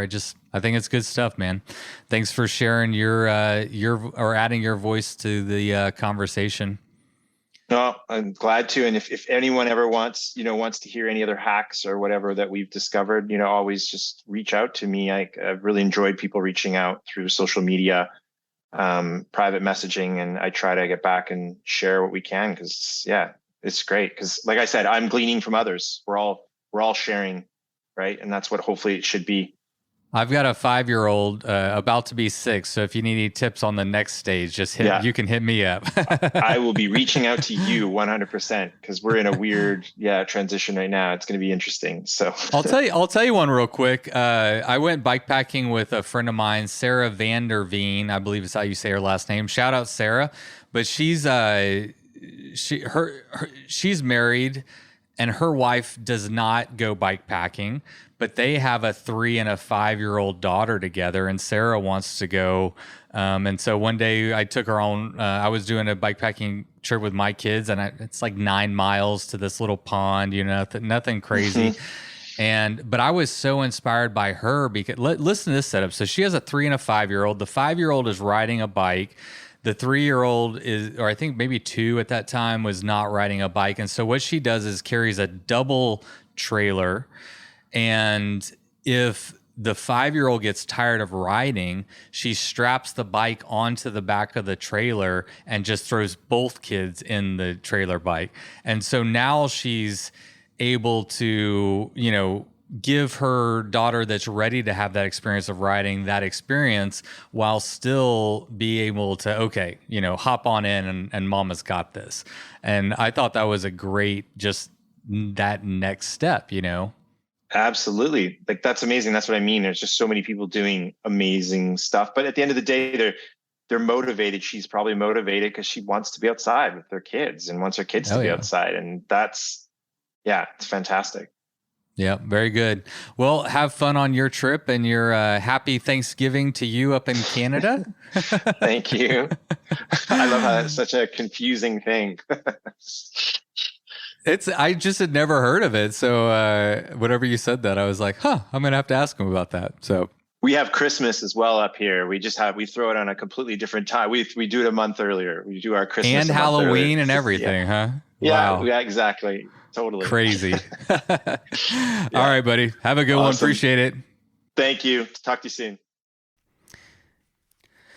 All right, everybody. I hope that you enjoyed today's episode as much as I did. I really like RJ. He's a very thoughtful person, and really articulates his ideas very well. And I quite enjoyed our chat. I hope you did too. And it really, really did inspire me to want to do better with my own children.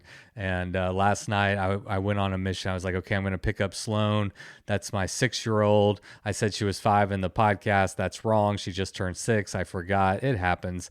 But my 6-year-old, I picked her up from school yesterday, and I have this idea. I'm like, all right, I'm going to be a good dad. I'm going to say, hey, you want to go ride bikes at Lake Bryan? And then we can watch the sunset and this whole thing. And in my mind, this is a win, and I get her home, and of course she's cranky and tired and doesn't want to do anything. And so, I don't know, she won. I'll have to try again, but I guess I listened to RJ's advice and tried to keep it fun. And so she wasn't really feeling it, even though I was. So, I guess I'll just have to try again. But I was definitely inspired by this episode, and I'm going to keep trying on Sloan. I think we can get her out there. All right, well, coming up next, I just got back from riding the East Texas Lowdown, the new route for 2023, and I did record a podcast, so that's coming up next week. And I'll just say it went well, but I won't give away too much. So we'll save that episode for next week. There was a lot of requests for me to record an episode around that trip, and so I did my best, and we'll get that out to y'all fine folks next week. Also, next week, I'm going to be heading out to Wisconsin to check out the Red Granite Grinder. So I'm excited to be out there. I know there's quite a few listeners that are going to be there that have reached out and mentioned that they're going to be out there and they're going to come say hi. So if you're going to be in the neighborhood, I'm going to be out there. Come say hi. Love to meet you. And hopefully we get to ride bikes. Again, I'm going to be riding bikes with the group ride on Friday next week. I think it's a 25-mile ride, and that one's free and open to everybody. Looking forward to meeting everybody out there next week. I think it's going to be a little bit colder in Wisconsin than it is in Texas. So we'll see how this Texas boy does up there in actual cold weather. That'll be fun. All right, well, listen, I was kind of busy doing a bikepacking trip and doing a couple episodes and trying to get ready to get out on the road, and I don't have a quote this week, so no quote this week. We'll just skip that, and thank you all for being here, and until next week, you know what to do. Go ride your damn bike. It was the middle of the night. You grabbed your knife and you held it tight. The sounds of beasts kept you awake. The sounds they made kept you afraid. In the morning, you packed your bike. Memories forgotten from the previous night.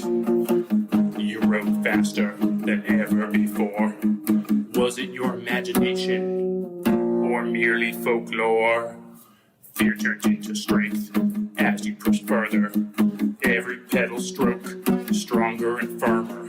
Your bike feels weightless, your legs aren't tired. You think to yourself, just a few more miles. Bikes or death. Bikes